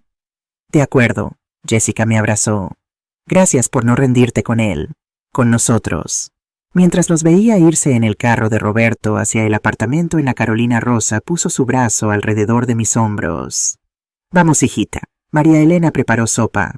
Vas a venir a mi casa, vas a comer algo caliente y luego vas a dormir. Mañana puedes empezar a procesar todo esto. Mañana, repetí. Mañana todo se va a sentir diferente. Pero tenía razón. Al día siguiente, cuando desperté en mi propia cama después de la noche más extraña de mi vida, todo era diferente. Yo era diferente. El sábado siguiente a ese viernes que cambió mi vida para siempre, desperté en mi casa sintiendo como si hubiera envejecido 10 años en un solo día. Cada músculo de mi cuerpo dolía por la tensión acumulada. Pero cuando abrí los ojos y vi la luz del sol entrando por mi ventana, algo era diferente. Por primera vez en décadas no me desperté preocupada por el dinero. La realización me golpeó como una ola. Tenía más de $1,5 millones de dólares. Propiedades. Ingresos pasivos de las rentas. A mis 71 años después de una vida entera de pobreza y sacrificio, era financieramente segura. Me senté en la cama y lloré. No de tristeza, sino de un alivio tan profundo que dolía. Rosa tocó a mi puerta alrededor de las 9 a.m. con pan fresco y café. ¿Cómo dormiste, hijitita? Como muerta, admití. 12 horas seguidas. Ni siquiera me moví. Nos sentamos en mi pequeña cocina, la misma cocina donde había preparado miles de comidas económicas, donde había estirado cada dólar hasta que gritaba. Y Rosa me miró con esa mirada maternal que me conocía tan bien. ¿Y ahora qué, Marisol? ¿Qué vas a hacer con toda esta nueva información? No lo sé, era honesta. Parte de mí todavía no cree que sea real. Sigo esperando despertar y descubrir que fue un sueño extraño. No es un sueño, es tu nueva realidad, y tienes decisiones que tomar. Tenía razón, pero antes de poder pensar en el dinero necesitaba procesar lo otro. Roberto había vuelto. David estaba en crisis. Jessica estaba embarazada. Mi familia estaba rota, pero tal vez, solo tal vez, no más allá de reparación. El teléfono sonó. Era el abogado que Roberto había mencionado, Raúl Mendoza. Doña Marisol, buenos días. Disculpe molestarla tan temprano. Don Roberto me pidió que la contactara cuando usted estuviera lista para discutir los asuntos legales del fideicomiso y las propiedades. Señor Mendoza, necesito tiempo. Todo esto es abrumador. Por supuesto lo entiendo perfectamente, pero hay un asunto urgente que requiere su atención inmediata. Mi estómago se apretó. ¿Qué asunto? Los impuestos sobre las propiedades rentadas. Han estado siendo pagados de las cuentas de renta, pero legalmente, como usted es la propietaria registrada, necesita firmar las declaraciones de impuestos. Si no lo hace antes del 30 de noviembre, es decir, en 2 días, podría haber penalidades significativas. Suspiré. Así era la vida real. Incluso cuando heredas una fortuna hay papeleo. Puede venir a mi casa, no me siento cómoda yendo a una oficina todavía. Por supuesto. ¿Le parece bien mañana a las 10 a.m.? Está bien. El domingo a las 10 a.m. en punto, Raúl Mendoza tocó mi puerta. Era un hombre de unos 55 años, con lentes y un maletín de cuero gastado. Rosa insistió en quedarse durante la reunión, para que tengas un segundo par de oídos, dijo. Durante las siguientes 2 horas, el señor Mendoza desplegó documento tras documento sobre mi mesa de comedor. Aquí están las escrituras de las 3 propiedades. Todo a su nombre, doña Marisol. Todo legal y registrado apropiadamente. Pasó las escrituras. Ahí estaba mi nombre una y otra vez. Propietaria, dueña, beneficiaria. El apartamento en la Carolina, 3 dormitorios, 2 baños, 120 metros cuadrados. Valorado en 180,000 según la última tasación del municipio. Me mostró fotos. Era hermoso, moderno, con vista a un parque, el tipo de lugar donde siempre soñé vivir, pero nunca pensé que podría permitirme. La casa en Cumbayá, 2 plantas, jardín, pequeño garage, actualmente rentada a una familia de profesionales por $600 al mes. El contrato vence en marzo del próximo año. Usted puede renovarlo o pedirles que se vayan. Más fotos. Una casa encantadora en un barrio seguro. Y el local comercial en el centro histórico, 85 metros cuadrados, rentado a Panadería Artesanal San Francisco por $650 al mes. Ellos han sido inquilinos excelentes, siempre pagan a tiempo, mantienen el lugar impecable. ¿Y el dinero de las rentas?, pregunté. Usted dijo que se ha estado acumulando. Sí, en 2 cuentas separadas en el Banco Pichincha sucursal principal, ambas a su nombre. Esta es la información de acceso. Me entregó sobres con tarjetas de débito y PINs. La cuenta de Cumbayá tiene actualmente 57 y 21. La cuenta del centro histórico tiene 62, 117 y 88.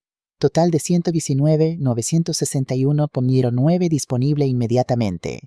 Casi $120,000. Simplemente sentados ahí, esperándome. ¿Y el fideicomiso de Miami? Mi voz temblaba. Ah, ese es más complicado. El señor Mendoza sacó una carpeta gruesa. El fideicomiso está regido por leyes de Florida. Para acceder a esos fondos, usted necesitará viajar a Miami para firmar documentos en persona, o podemos hacer un poder notarial apostillado aquí en Ecuador para que yo pueda actuar en su nombre. ¿Cuánto hay exactamente? Según el último estado de cuenta de hace 2 semanas, 1.973.422.67, ha estado ganando aproximadamente 4% de interés anual reinvertido automáticamente. $1.073.000. Rosa apretó mi mano bajo la mesa. Doña Marisol, el señor Mendoza se quitó los lentes y me miró directamente. Entiendo que esto es abrumador, pero necesito que entienda algo importante. Este dinero es legítimamente suyo. No hay trucos, no hay condiciones escondidas. Don Roberto lo puso todo a su nombre sin restricciones. Usted puede hacer lo que quiera con él. Él puede quitármelo. No, legalmente él renunció a todo derecho sobre estos fondos cuando estableció el fideicomiso. Incluso si quisiera no podría recuperarlo. Eso me trajo un extraño consuelo. No dependía de la buena voluntad de Roberto. El dinero era mío por derecho legal. Y los impuestos ya fueron pagados, sobre las propiedades, sobre las rentas, sobre el fideicomiso. Todo está al día. Lo único que necesitamos es su firma en las declaraciones de este año. Pasó los documentos. Leí cada página cuidadosamente, Rosa leyendo sobre mi hombro. Todo parecía estar en orden. Firmé. Y con esa firma oficialmente me convertí en dueña de mi nueva realidad. El miércoles siguiente fue nuestra primera sesión de terapia familiar obligatoria. La doctora Elena Vargas tenía su consultorio en un edificio moderno en el barrio La Paz. Llegué temprano nerviosa. Rosa me había acompañado en taxi y esperaba en la sala de espera. Estaré aquí cuando termines, me aseguró. David y Jessica llegaron 5 minutos después. David se veía terrible, ojos hundidos, barba sin afeitar, ropa arrugada. Jessica lo sostenía del brazo como si tuviera miedo de que se fuera a caer. «Hola, mami», dijo David en voz baja sin mirarme a los ojos. «Hola, hijo». Silencio incómodo. Roberto fue el último en llegar exactamente a tiempo. Vestía pantalones de vestir y camisa como siempre. Su cabello plateado perfectamente peinado. Se veía como lo que era un hombre exitoso de 70 años, que había hecho millones en construcción. Me dolió el corazón de formas complicadas al verlo. La doctora Vargas nos recibió en su oficina. Un espacio cálido con sofás cómodos y plantas verdes. Era una mujer de unos 45 años con una presencia calmada que inmediatamente me hizo sentir más segura. Bienvenidos, soy la doctora Elena Vargas, especialista en terapia familiar y trauma. Antes de comenzar, quiero establecer las reglas de este espacio. Habló durante 5 minutos sobre confidencialidad, respeto, honestidad. Luego nos miró a cada uno. Ustedes están aquí porque su familia está en crisis. Crisis no es el fin. Crisis es una oportunidad para cambio profundo, pero solo si están dispuestos a hacer el trabajo difícil. Están dispuestos uno por uno, asentimos. Bien, Marisol, comencemos con usted. Cuénteme cómo se siente en este momento sentada en esta habitación con estas 3 personas. Tomé aire profundo. Me siento confundida, asustada, enojada, aliviada, todo al mismo tiempo. Exploremos el enojo. ¿Con quién está enojada? Con todos. Las palabras salieron antes de que pudiera detenerlas. Con David por amenazarme, con Roberto por abandonarme y luego rescatarme con dinero que nunca pedí, con Jessica por traer a Roberto sin preguntarme primero, y conmigo misma por no haber visto las señales, por haber sido tan ingenua. ¿Ingenua sobre qué? Sobre todo, las lágrimas comenzaron a caer. Fui ingenua pensando que el sacrificio era amor, que trabajar hasta el agotamiento haría a David un mejor hombre, que ser fuerte significaba nunca pedir ayuda, que la pobreza era noble si la soportabas en silencio. La doctora Vargas asintió. Esas son creencias muy profundas. ¿De dónde vienen? De mi educación. Mis padres eran granjeros en Iowa, pobres pero orgullosos. Me enseñaron que el trabajo duro y el sacrificio eran las mayores virtudes, que pedir ayuda era debilidad, que debías arreglártelas con lo que tenías. ¿Y aplicaste esas creencias a tu vida aquí en Ecuador? Sí. Cuando Roberto se fue pensé que tenía que probarlo, probar que podía hacerlo sola, que no necesitaba a nadie, que mi valor como madre se medía por cuánto podía soportar. David, la doctora Vargas, se giró hacia mi hijo. ¿Cómo te afectó crecer viendo a tu madre vivir de esa manera? David levantó la cabeza. Sus ojos estaban rojos. Me hizo sentir culpable, todo el tiempo, cada vez que mami trabajaba tarde, cada vez que la veía cansada, cada vez que comía y ella decía que no tenía hambre. Yo sabía que era porque no había suficiente comida y estaba guardándola para mí. Su voz se quebró. Crecí sintiendo que era una carga, que mi existencia le costaba todo a mi madre, y desarrollé esta deuda emocional imposible de pagar, una deuda que se hizo más y más grande con cada año. ¿Y cómo trataste de pagar esa deuda? Trabajando, ganando dinero, pensando que si podía mantenerme a mí mismo, si podía eventualmente cuidar de ella, entonces finalmente sería digno de su sacrificio.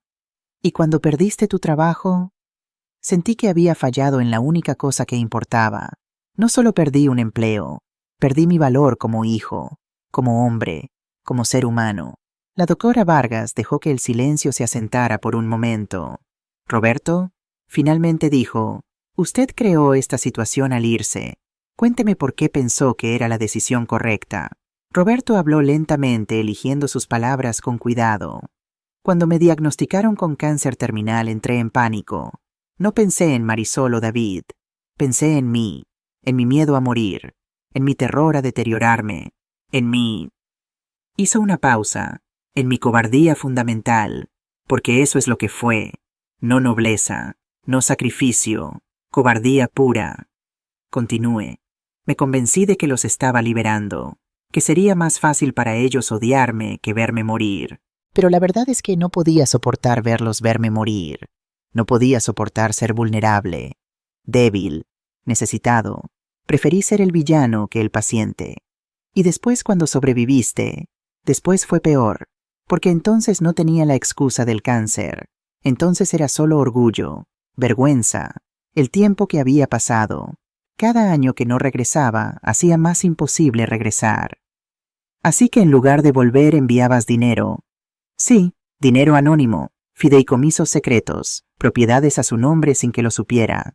Pensé que estaba ayudando, pero realmente estaba comprando, no sé qué. Absolución, una forma de sentirme menos culpable mientras seguía ausente. Jessica, la doctora Vargas, se giró hacia mi nuera, quien había estado en silencio. Cuénteme sobre su rol en todo esto. Jessica se secó las lágrimas. Yo solo quería ayudar. Ver a David destruyéndose a sí mismo, volviéndose alguien que no reconocía. Estaba desesperada. Cuando encontré a Roberto en Facebook, pensé tal vez un padre puede ayudar de maneras que una esposa no puede. ¿Le contaste a David que habías contactado a Roberto? No. Tenía miedo de que se enojara, de que me acusara de traición, de que me dejara. ¿Tienes miedo de que David te deje? Todo el tiempo. La voz de Jessica era apenas un susurro. especialmente ahora que estoy embarazada. Sigo pensando, ¿y si se va como su padre? ¿Y si abandona a nuestro bebé? David giró hacia ella bruscamente. Jessica, yo nunca... No lo sabes, Jessica lo interrumpió. No puedes prometerme eso, porque tu padre tampoco pensaba que iba a abandonar a su familia. Y mírate ahora, amenazaste a tu propia madre. ¿Cómo sé que en 20 años no amenazarás a nuestro hijo? El silencio era ensordecedor. David, la doctora Vargas, habló suavemente. ¿Qué le dirías a Jessica para responder esa pregunta? David tardó mucho en responder. Cuando lo hizo, su voz estaba llena de lágrimas. No puedo prometerte que nunca voy a equivocarme, que nunca voy a luchar, que nunca voy a tener días oscuros donde todo parezca imposible. Pero puedo prometerte esto, no voy a huir. Voy a hacer la terapia. Voy a hacer el trabajo.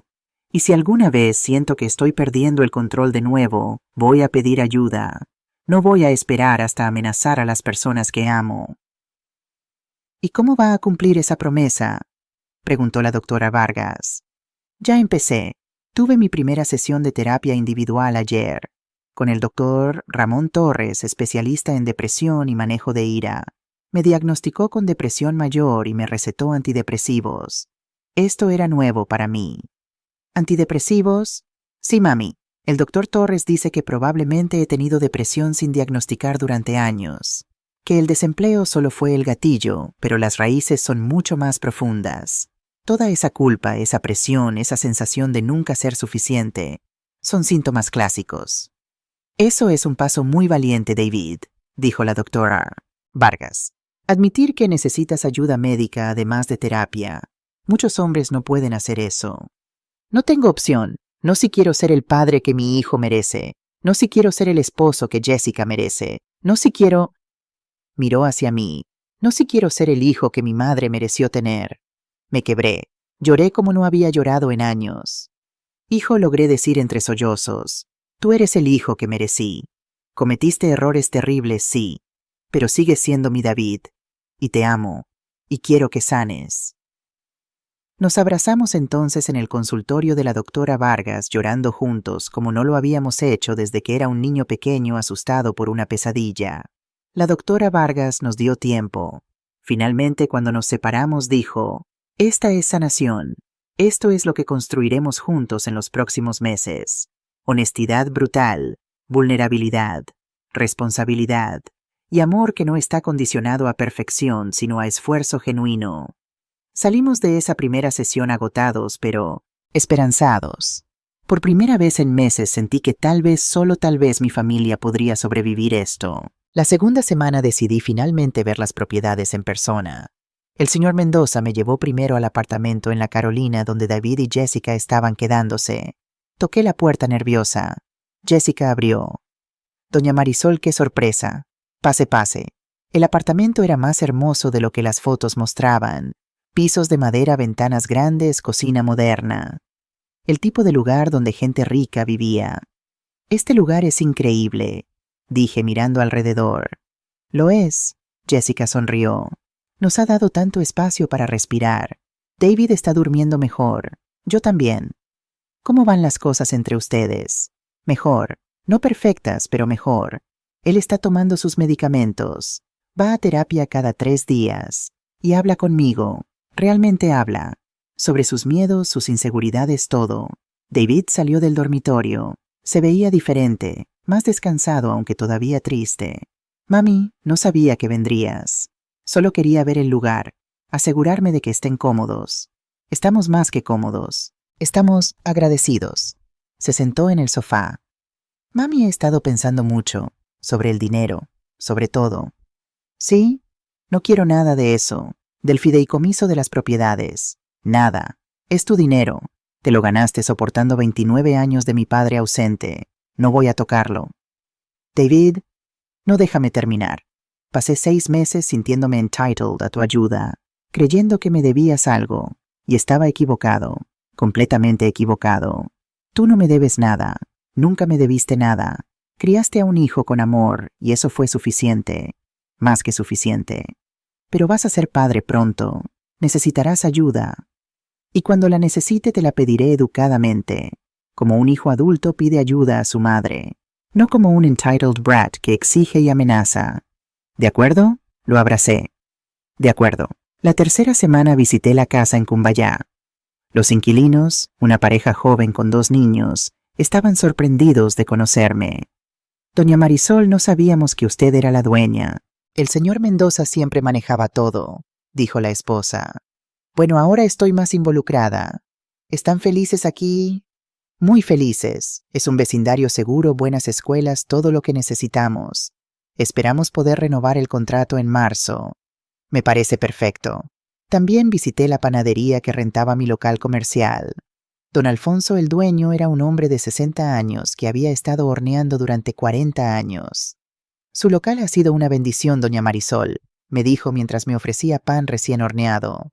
La ubicación es perfecta y el precio de la renta ha sido muy justo. Muchos propietarios nos habrían subido los costos hace años. No voy a subirle la renta, don Alfonso. Usted es buen inquilino. Eso vale más que dinero extra. Sus ojos se llenaron de lágrimas. Gracias. Muchas gracias. La cuarta semana tuve mi primera sesión de terapia individual con la doctora Vargas. Marisol, hemos estado trabajando en terapia familiar. Pero ¿cómo estás tú? Independientemente de David, de Roberto, de todo. ¿Cómo está Marisol? La pregunta me tomó por sorpresa. Nadie me había preguntado eso en... No podía recordar cuánto tiempo. Estoy... No lo sé, confundida. Tengo todo este dinero ahora y no sé qué hacer con él.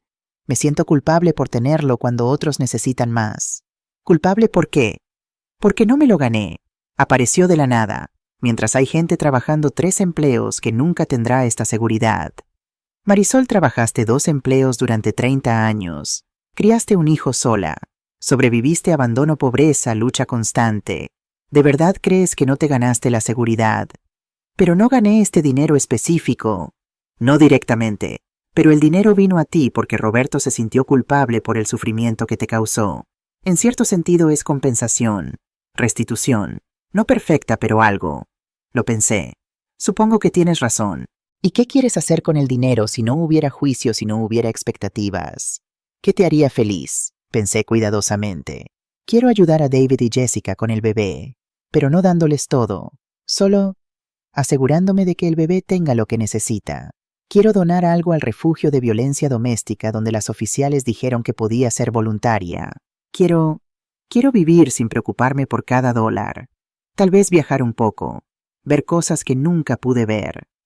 Esas son cosas hermosas y razonables. ¿Por qué te sientes culpable por quererlas? Porque me enseñaron que desear cosas es egoísta. Y si te dijera que cuidarte a ti misma no es egoísmo sino salud, esa idea, que merecía cuidarme, era revolucionaria para mí. La semana 5 empezó bien. David había encontrado un trabajo nuevo, supervisor de construcción en una empresa pequeña. No era su empresa anterior, y pagaba un poco menos $900 al mes versus $200, pero era honesto y legal.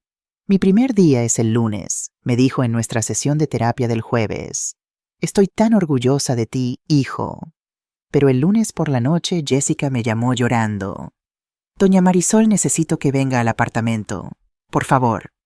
Llegué en 20 minutos. David estaba sentado en el piso del baño rodeado de vidrios rotos. Había golpeado el espejo. ¿Qué pasó?, pregunté. Primer día de trabajo, Jessica explicaba entre sollozos. El jefe lo trató mal. Le gritó frente a otros empleados. Le dijo que era lento, inútil. Y cuando David llegó a casa, rompí el maldito espejo. David murmuró. Su mano derecha sangraba de varios cortes pequeños, porque en el reflejo solo podía ver un fracaso. Un perdedor que no puede ni aguantar un día de trabajo sin que lo humillen. Me senté en el piso junto a él sin importarme los vidrios. Hijo, ¿lastimaste a Jessica? No, nunca. Ni la toqué, ni le grité. Cuando sentí la ira subiendo, le dije que se fuera al dormitorio, que cerrara la puerta, y luego golpeé el espejo. Eso es progreso, David. Me miró con incredulidad. Progreso, mami, rompí un espejo. Pero no lastimaste a tu esposa. Reconociste la ira. Te aislaste. Destruiste un objeto inanimado en lugar de dirigir la violencia a una persona. Eso no es perfecto, pero es mejor que hace un mes. La doctora Vargas dijo lo mismo cuando le llamé, admitió Jessica. Dijo que la sanación no es lineal. que habrá retrocesos. Pero me siento como basura. David sollozó. Quiero ser mejor. Ahora. No gradualmente. Ahora. No funciona así, hijo. La sanación toma tiempo. Lo llevamos a urgencias para que curaran sus cortes. 4 puntos en la mano derecha. El doctor fue firme. Si vuelve a golpear vidrio podría cortar un tendón. Necesita encontrar otras formas de manejar la ira. David asintió avergonzado. Pasé esa noche con ellos en el apartamento asegurándome de que David estuviera bien. Hablamos hasta las 3 a.m. sobre frustraciones, sobre expectativas, sobre cómo el mundo no siempre es justo, pero no podemos controlar eso, solo nuestras reacciones. ¿Vas a renunciar al trabajo?, pregunté. No, voy a volver mañana, voy a hacer mi trabajo. Y si el jefe vuelve a gritarme, voy a respirar profundo y recordar que su opinión de mí no define mi valor. Bien, la semana 6 trajo otro desafío. Roberto apareció en mi casa sin avisar. Marisol, necesitamos hablar. Pudiste haber llamado primero. Lo sé, disculpa, pero he estado posponiendo esto y no puedo más. Necesito que sepas. Necesito explicarte todo. No la versión resumida que dije en la fiscalía, la verdad completa. Contra mi mejor juicio lo dejé entrar. Durante las siguientes 3 horas, Roberto me contó todo. Sobre el diagnóstico de cáncer, los dolores de cabeza que ignoró durante meses, el pánico cuando finalmente fue al doctor, el terror absoluto de la palabra terminal. Tenía 41 años, Marisol. Pensé que tenía toda la vida por delante. Y de repente me dicen que tengo 6 meses. ¿Cómo procesas eso? Hablando con tu esposa, con tu familia, no huyendo. Lo sé, pero yo no pude. La idea de que me vieras deteriorarme, de que David recordara a su padre vomitando por la quimioterapia, perdiendo el cabello, gritando de dolor, no podía soportarlo. Así que nos hiciste sufrir diferente, abandono en lugar de muerte. Sí, y fue egoísta, completamente egoísta. Elegí mi comodidad emocional sobre tu derecho a despedirte, sobre el derecho de David a estar con su padre en los últimos meses. Me contó sobre Miami, sobre su primo Eduardo que lo acogió, sobre los tratamientos experimentales, el dolor, la incertidumbre. Y luego milagrosamente la remisión. Cuando el doctor dijo está en remisión completa, no sentí alegría, sentí terror, porque significaba que tenía que enfrentar lo que había hecho, y no tuve el valor. ¿Cuándo finalmente tuviste el valor? Cuando Jessica me llamó hace 3 semanas, cuando me dijo que David había amenazado con lastimarte. En ese momento supe si no venía ahora nunca vendría, y mi cobardía destruiría otra generación. ¿Y qué quieres de mí, Roberto? ¿Perdón? No, no merezco tu perdón. Quiero que sepas que lo siento, que si pudiera volver atrás y hacerlo diferente lo haría, y quiero ser parte de la vida de mi nieto si me lo permites. No como padre de David, ese barco navegó hace décadas, pero tal vez como abuelo, como alguien que puede compartir sabiduría ganada a través de errores terribles. Lo pensé durante largo rato. No sé si puedo perdonarte, no sé si quiero perdonarte, pero puedo intentar no odiarte. Puedo intentar ver que eras un hombre asustado que tomó malas decisiones. Eso no excusa lo que hiciste, pero tal vez me permite dejar ir algo del resentimiento que he cargado durante 29 años. Eso es más de lo que merezco. Sí lo es. Roberto se fue después de eso, pero algo había cambiado. No perdón completo, pero tal vez el comienzo de aceptación. La semana 7, el Dr. Torres, terapeuta de David, solicitó una sesión conjunta con David y conmigo. Marisol, David ha estado haciendo trabajo excelente en terapia individual, pero hay algo que necesitamos abordar y creo que sería beneficioso que usted esté presente. ¿Qué es? En la sesión David habló sobre algo que nunca había mencionado. Mami, estoy enojado contigo. Me quedé helada. ¿Enojado conmigo? Sí, y sé que suena terrible. Sé que tú eres la víctima en todo esto, pero en terapia estamos trabajando en ser completamente honestos sobre sentimientos, incluso los irracionales. Continúa. Estoy enojado porque tu sacrificio me robó la opción de tener una niñez normal. Cada vez que trabajabas doble turno, cada vez que te saltabas comidas, cada vez que usabas ropa vieja, me hacías sentir que yo era la razón de tu sufrimiento. Nunca me preguntaste si quería que sacrificaras tanto. Solo lo hiciste. Y luego toda mi vida tuve que cargar con esa deuda. Dolía escucharlo, pero el doctor Torres me animó. Respire, Marisol, deje que hable.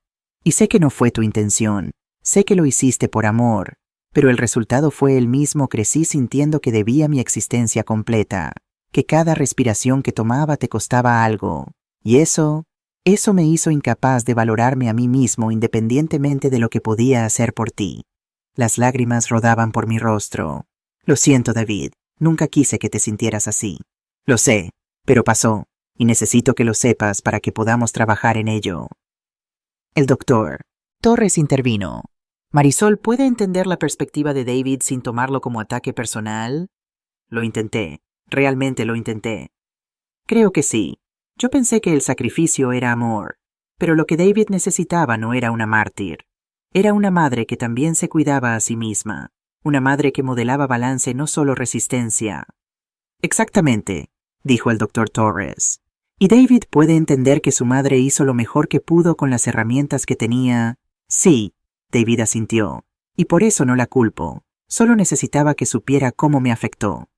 Esa sesión fue dolorosa pero necesaria. La semana 8 trajo noticias inesperadas. Rosa tocó mi puerta un martes por la tarde. Marisol, tengo que contarte algo. ¿Qué pasa? Mi hijo en Miami llamó ayer, después de 5 años sin hablar. Rosa tenía un hijo, Miguel, que se había mudado a Estados Unidos en el 2020 y había cortado contacto. Era un dolor que ella raramente mencionaba. ¿Qué quería? Disculparse. Dijo que había estado en terapia por sus propios problemas y se dio cuenta de que me había tratado mal, que había estado enojado por cosas de su niñez y había dirigido esa ira hacia mí, y quiere reconectarse. Rosa, eso es maravilloso. Lo es, pero también me hizo pensar, ver tu situación con David, ver cómo están trabajando en sanar. Me dio esperanza de que Miguel y yo también podemos reparar lo nuestro. Absolutamente pueden. Y quiero agradecerte. Ver tu valentía al enfrentar esta crisis, al no solo barrer todo bajo la alfombra, me inspiró a aceptar la llamada de Miguel en lugar de colgar. Así que gracias. Nos abrazamos, dos madres que habían sufrido, que habían peleado, que estaban aprendiendo lentamente que podíamos ser más que nuestro dolor. Marzo llegó con lluvia y con una Jessica de 8 meses de embarazo muy incómoda. Doña Marisol, ya no puedo ver mis pies, se quejaba. Y el bebé patea constantemente. Faltan solo 4 semanas más, hija. David había estado asistiendo a clases de preparación para el parto. Me mostró orgulloso su certificado de padre preparado. Sé cómo hacer respiraciones, cómo ayudarla durante las contracciones, todo. Estoy orgullosa de ti. Habíamos decidido que cuando llegara el bebé, todos estaríamos presentes en el hospital, David, Jessica, yo y sí, Roberto también. Jessica había insistido en que Roberto estuviera. Es el abuelo del bebé, había dicho, y ha estado tratando. Merece conocer a su nieto. La decisión sobre dónde vivirían después del nacimiento se había resuelto, se quedarían en el apartamento de la Carolina. Yo insistí. Es tuyo, David. Bueno, legalmente es mío, pero es tuyo para usar. El bebé necesita un hogar estable, y ustedes necesitan espacio. Y la renta, sí, no hay renta entre familia. Solo prométeme que cuidarán el lugar y que me dejarán visitar a mi nieto cuando quiera. Todos los días, si quieres, mami. También había tomado otras decisiones sobre el dinero. Después de mucha terapia y reflexión, creé un plan. $200,000 en mi cuenta de retiro personal para vivir cómodamente el resto de mi vida. $300,000 en un fideicomiso para el bebé, para educación disponible cuando cumpliera 18. $150,000 donados a varias causas. Refugio de violencia doméstica, investigación de cáncer, programa de alimentación escolar. El apartamento, la Carolina para David y Jessica. La casa Cumbayá seguiría rentada a ingreso pasivo para mí. El local comercial también seguiría rentado, más ingreso pasivo. El resto, $423,600 en inversiones conservadoras para emergencias futuras. El señor Mendoza había ayudado con todos los arreglos legales. Todo estaba documentado apropiadamente. ¿Estás segura de esto, Marisol?, me preguntó la doctora Vargas en nuestra sesión individual. Sí, no necesito millones. Necesito seguridad. Necesito saber que si me enfermo puedo pagar, que si quiero viajar puedo, que no tengo que preocuparme por cada centavo. El resto puede hacer más bien ayudando a otros. Eso es muy sabio. A las 3 a.m. del 28 de marzo mi teléfono sonó. Era David. Mami Jessica está en trabajo de parto. Vamos camino al hospital. Voy para allá. Llamé a Rosa, quien insistió en acompañarme. Roberto llegaría por su cuenta. Cuando llegamos al hospital metropolitano, David estaba en la sala de espera caminando de un lado a otro. ¿Cómo está?, pregunté. Dilatada a 4 centímetros. Dicen que faltan varias horas todavía. Está con dolor, pero manejándolo bien. Roberto llegó 15 minutos después. Se veía nervioso, inseguro de si debía estar ahí. Gracias por venir, dije simplemente. No me lo perdería por nada del mundo. Las horas pasaron lentamente. David entraba y salía de la sala de parto actualizándonos. 6 centímetros, 8 centímetros, 9 centímetros, ya casi. Roberto y yo nos sentamos uno al lado del otro en la sala de espera, unidos por este momento, pero separados por décadas de dolor. Marisol, dijo Roberto suavemente, hay algo que quiero que sepas. ¿Qué? Ver a David estos últimos meses, ver su lucha, su esfuerzo por mejorar, me ha hecho darme cuenta de algo. Él es mejor hombre que yo. A su edad yo huí de mis responsabilidades.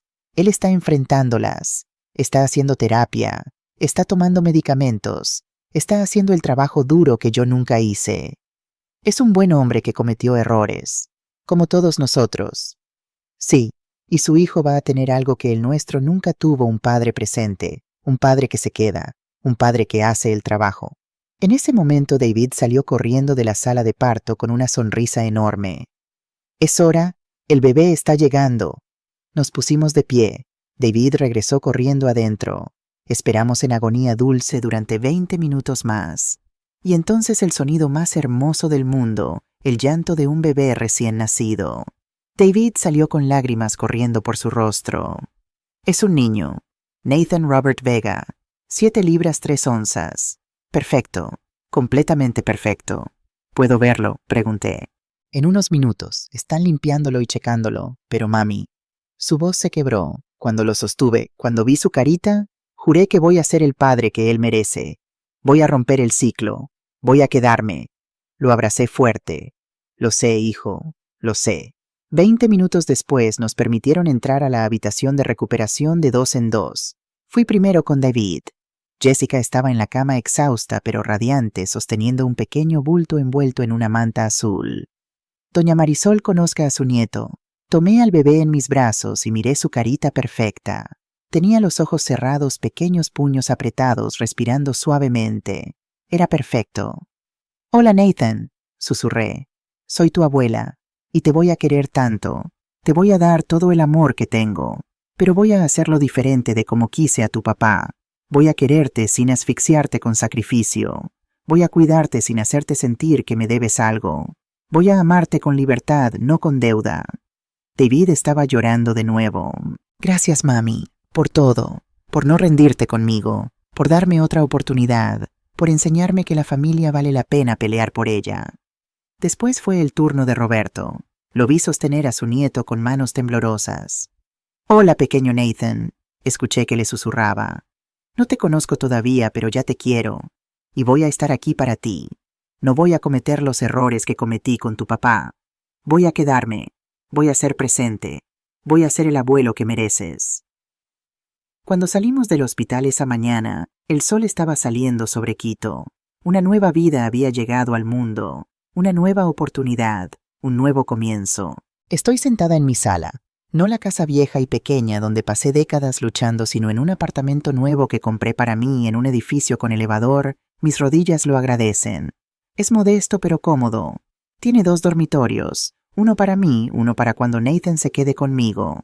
Hoy es domingo, día de almuerzo familiar. David llega primero con Jessica y Nathan, quien ahora tiene 6 meses y está comenzando a sentarse solo. David se ve bien. Ha ganado peso saludable, sonríe, más sus ojos tienen vida otra vez. Mami Nathan dijo mamá esta mañana, anuncia orgulloso.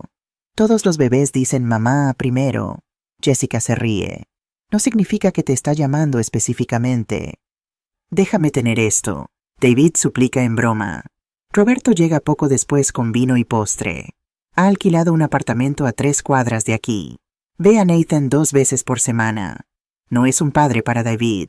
Ese barco definitivamente navegó. Pero son amigos tal vez. O al menos 2 hombres trabajando en reparar lo que se rompió hace tanto tiempo. Rosa María Elena y Carlos también vienen. Se han convertido en parte de nuestra familia extendida. Mientras comemos el seco de pollo que preparé ahora, puedo permitirme cortes buenos de carne, miro alrededor de la mesa. Una familia rota que se está sanando. No perfecta. Nunca perfecta. Pero tratando. David todavía tiene días malos. Días donde la depresión lo golpea duro. Pero toma sus medicamentos. Va a terapia. Habla con Jessica en lugar de tirar cosas. Trabaja en sí mismo. Jessica está floreciendo como madre. Ha vuelto a trabajar medio tiempo haciendo manicuras desde casa. Está ahorrando para eventualmente abrir su propio salón. Roberto está aprendiendo a ser parte de una familia otra vez. Es incómodo a veces. Hay momentos donde el pasado pesa demasiado, pero está intentando. Y yo estoy aprendiendo a vivir para mí misma. Tomé mi primer viaje en 50 años el mes pasado. Una semana en las Islas Galápagos. Fue mágico. Volví con 300 fotos y memorias que atesoraré para siempre. También comencé a trabajar como voluntaria en el refugio de violencia doméstica 2 días a la semana. Comparto mi historia con otras mujeres que están pasando por crisis familiares. Les digo que sí hay esperanza, que sí hay vida después del trauma, que pedir ayuda no es debilidad sino fortaleza. Después del almuerzo sostengo a Nathan mientras duerme en mis brazos. Miro su carita perfecta y pienso en todo lo que ha pasado para llegar a este momento. Una llamada telefónica amenazante que casi destruyó nuestra familia terminó revelando secretos que necesitaban salir a la luz. El dinero que nunca supe que tenía resultó ser menos importante que las conversaciones honestas que finalmente tuvimos. Roberto regresando después de 29 años fue traumático pero necesario. ¿En qué piensas, mami?, pregunta David. En lo lejos que hemos llegado. Todavía tenemos lejos por ir. Lo sé, pero mira hasta dónde hemos llegado en 9 meses. De amenazas y odio a esto. Señalo la mesa llena de familia y amigos. Si podemos hacer esto en 9 meses, imagina qué más podemos lograr. David sonríe. Tienes razón, como siempre. No siempre. Cometí muchos errores criándote, pero estoy aprendiendo. Todos estamos aprendiendo. Roberto se levanta para irse. En la puerta se detiene. Marisol, gracias por dejarme ser parte de esto. Sé que no lo merezco. Nadie merece familia, Roberto. La familia es algo que elegimos todos los días. Elegimos quedarnos. Elegimos hacer el trabajo. Elegimos perdonar cuando podemos y aceptar cuando no podemos. Y sí elegí dejarte ser parte de la vida de Nathan. No por ti, por él. Lo entiendo, y no lo voy a desperdiciar. Cuando todos se van, me siento en mi balcón mirando las luces de Quito, la ciudad que ha sido mi hogar durante 45 años. La ciudad donde sufrí tanto, pero también donde encontré fuerza que nunca supe que tenía. Mi teléfono vibra. Es un mensaje de grupo de la terapia familiar. La doctora Vargas nos envía a todos el mismo mensaje cada semana. ¿Cómo van? ¿Qué desafíos enfrentaron esta semana? ¿Qué victorias tuvieron? David responde primero. Desafío: mal día en el trabajo.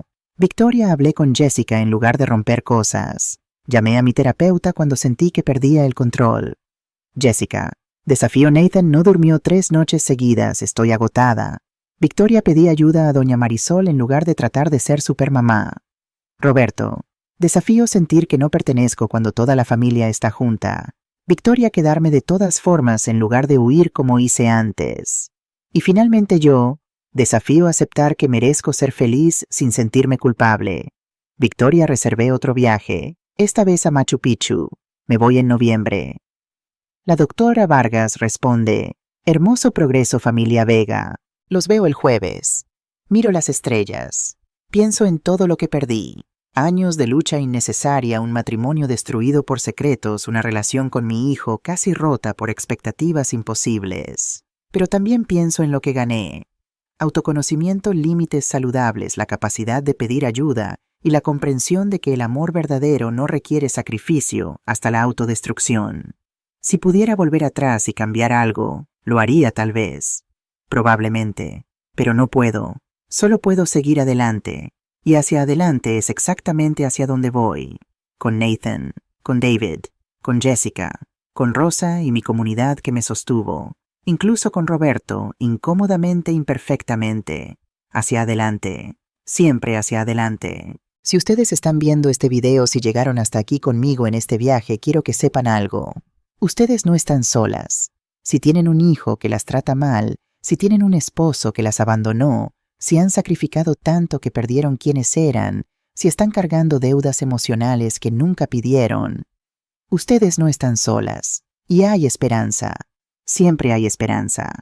Pedir ayuda no es debilidad. Establecer límites con familia no es traición. Cuidarse a sí mismas no es egoísmo. Ustedes merecen ser tratadas con respeto. Ustedes merecen seguridad. Ustedes merecen vivir sin miedo. Y si yo pude hacerlo a los 71 años después de décadas de sufrimiento, ustedes también pueden. Por favor, en los comentarios cuéntenme sus historias. ¿Han pasado por situaciones similares? ¿Cómo las manejaron? ¿Qué aprendieron? Construyamos una comunidad aquí. Un lugar donde mujeres podamos apoyarnos mutuamente, compartir sabiduría, recordarnos que somos más fuertes de lo que pensamos. Si este video les ayudó de alguna manera, por favor denle like. Compartan con otras mujeres que puedan necesitar escuchar este mensaje. Y si quieren más historias como esta, historias reales de mujeres reales enfrentando crisis reales y saliendo más fuertes, suscriban al canal Abuela Recuerdo. Cada semana comparto más historias. Historias de sobrevivencia, de justicia, de empoderamiento, de esperanza. Activen la campanita para notificaciones. Y si pueden apoyarnos en Patreon o con el botón de gracias, cada aporte nos ayuda a seguir creando este contenido que tanto necesitamos. Sobre todo recuerden esto, su valor no se mide por cuánto aguantan. Se mide por cuánto amor propio tienen. Nunca es demasiado tarde para comenzar de nuevo. Nunca es demasiado tarde para sanar. Nunca es demasiado tarde para vivir la vida que merecen.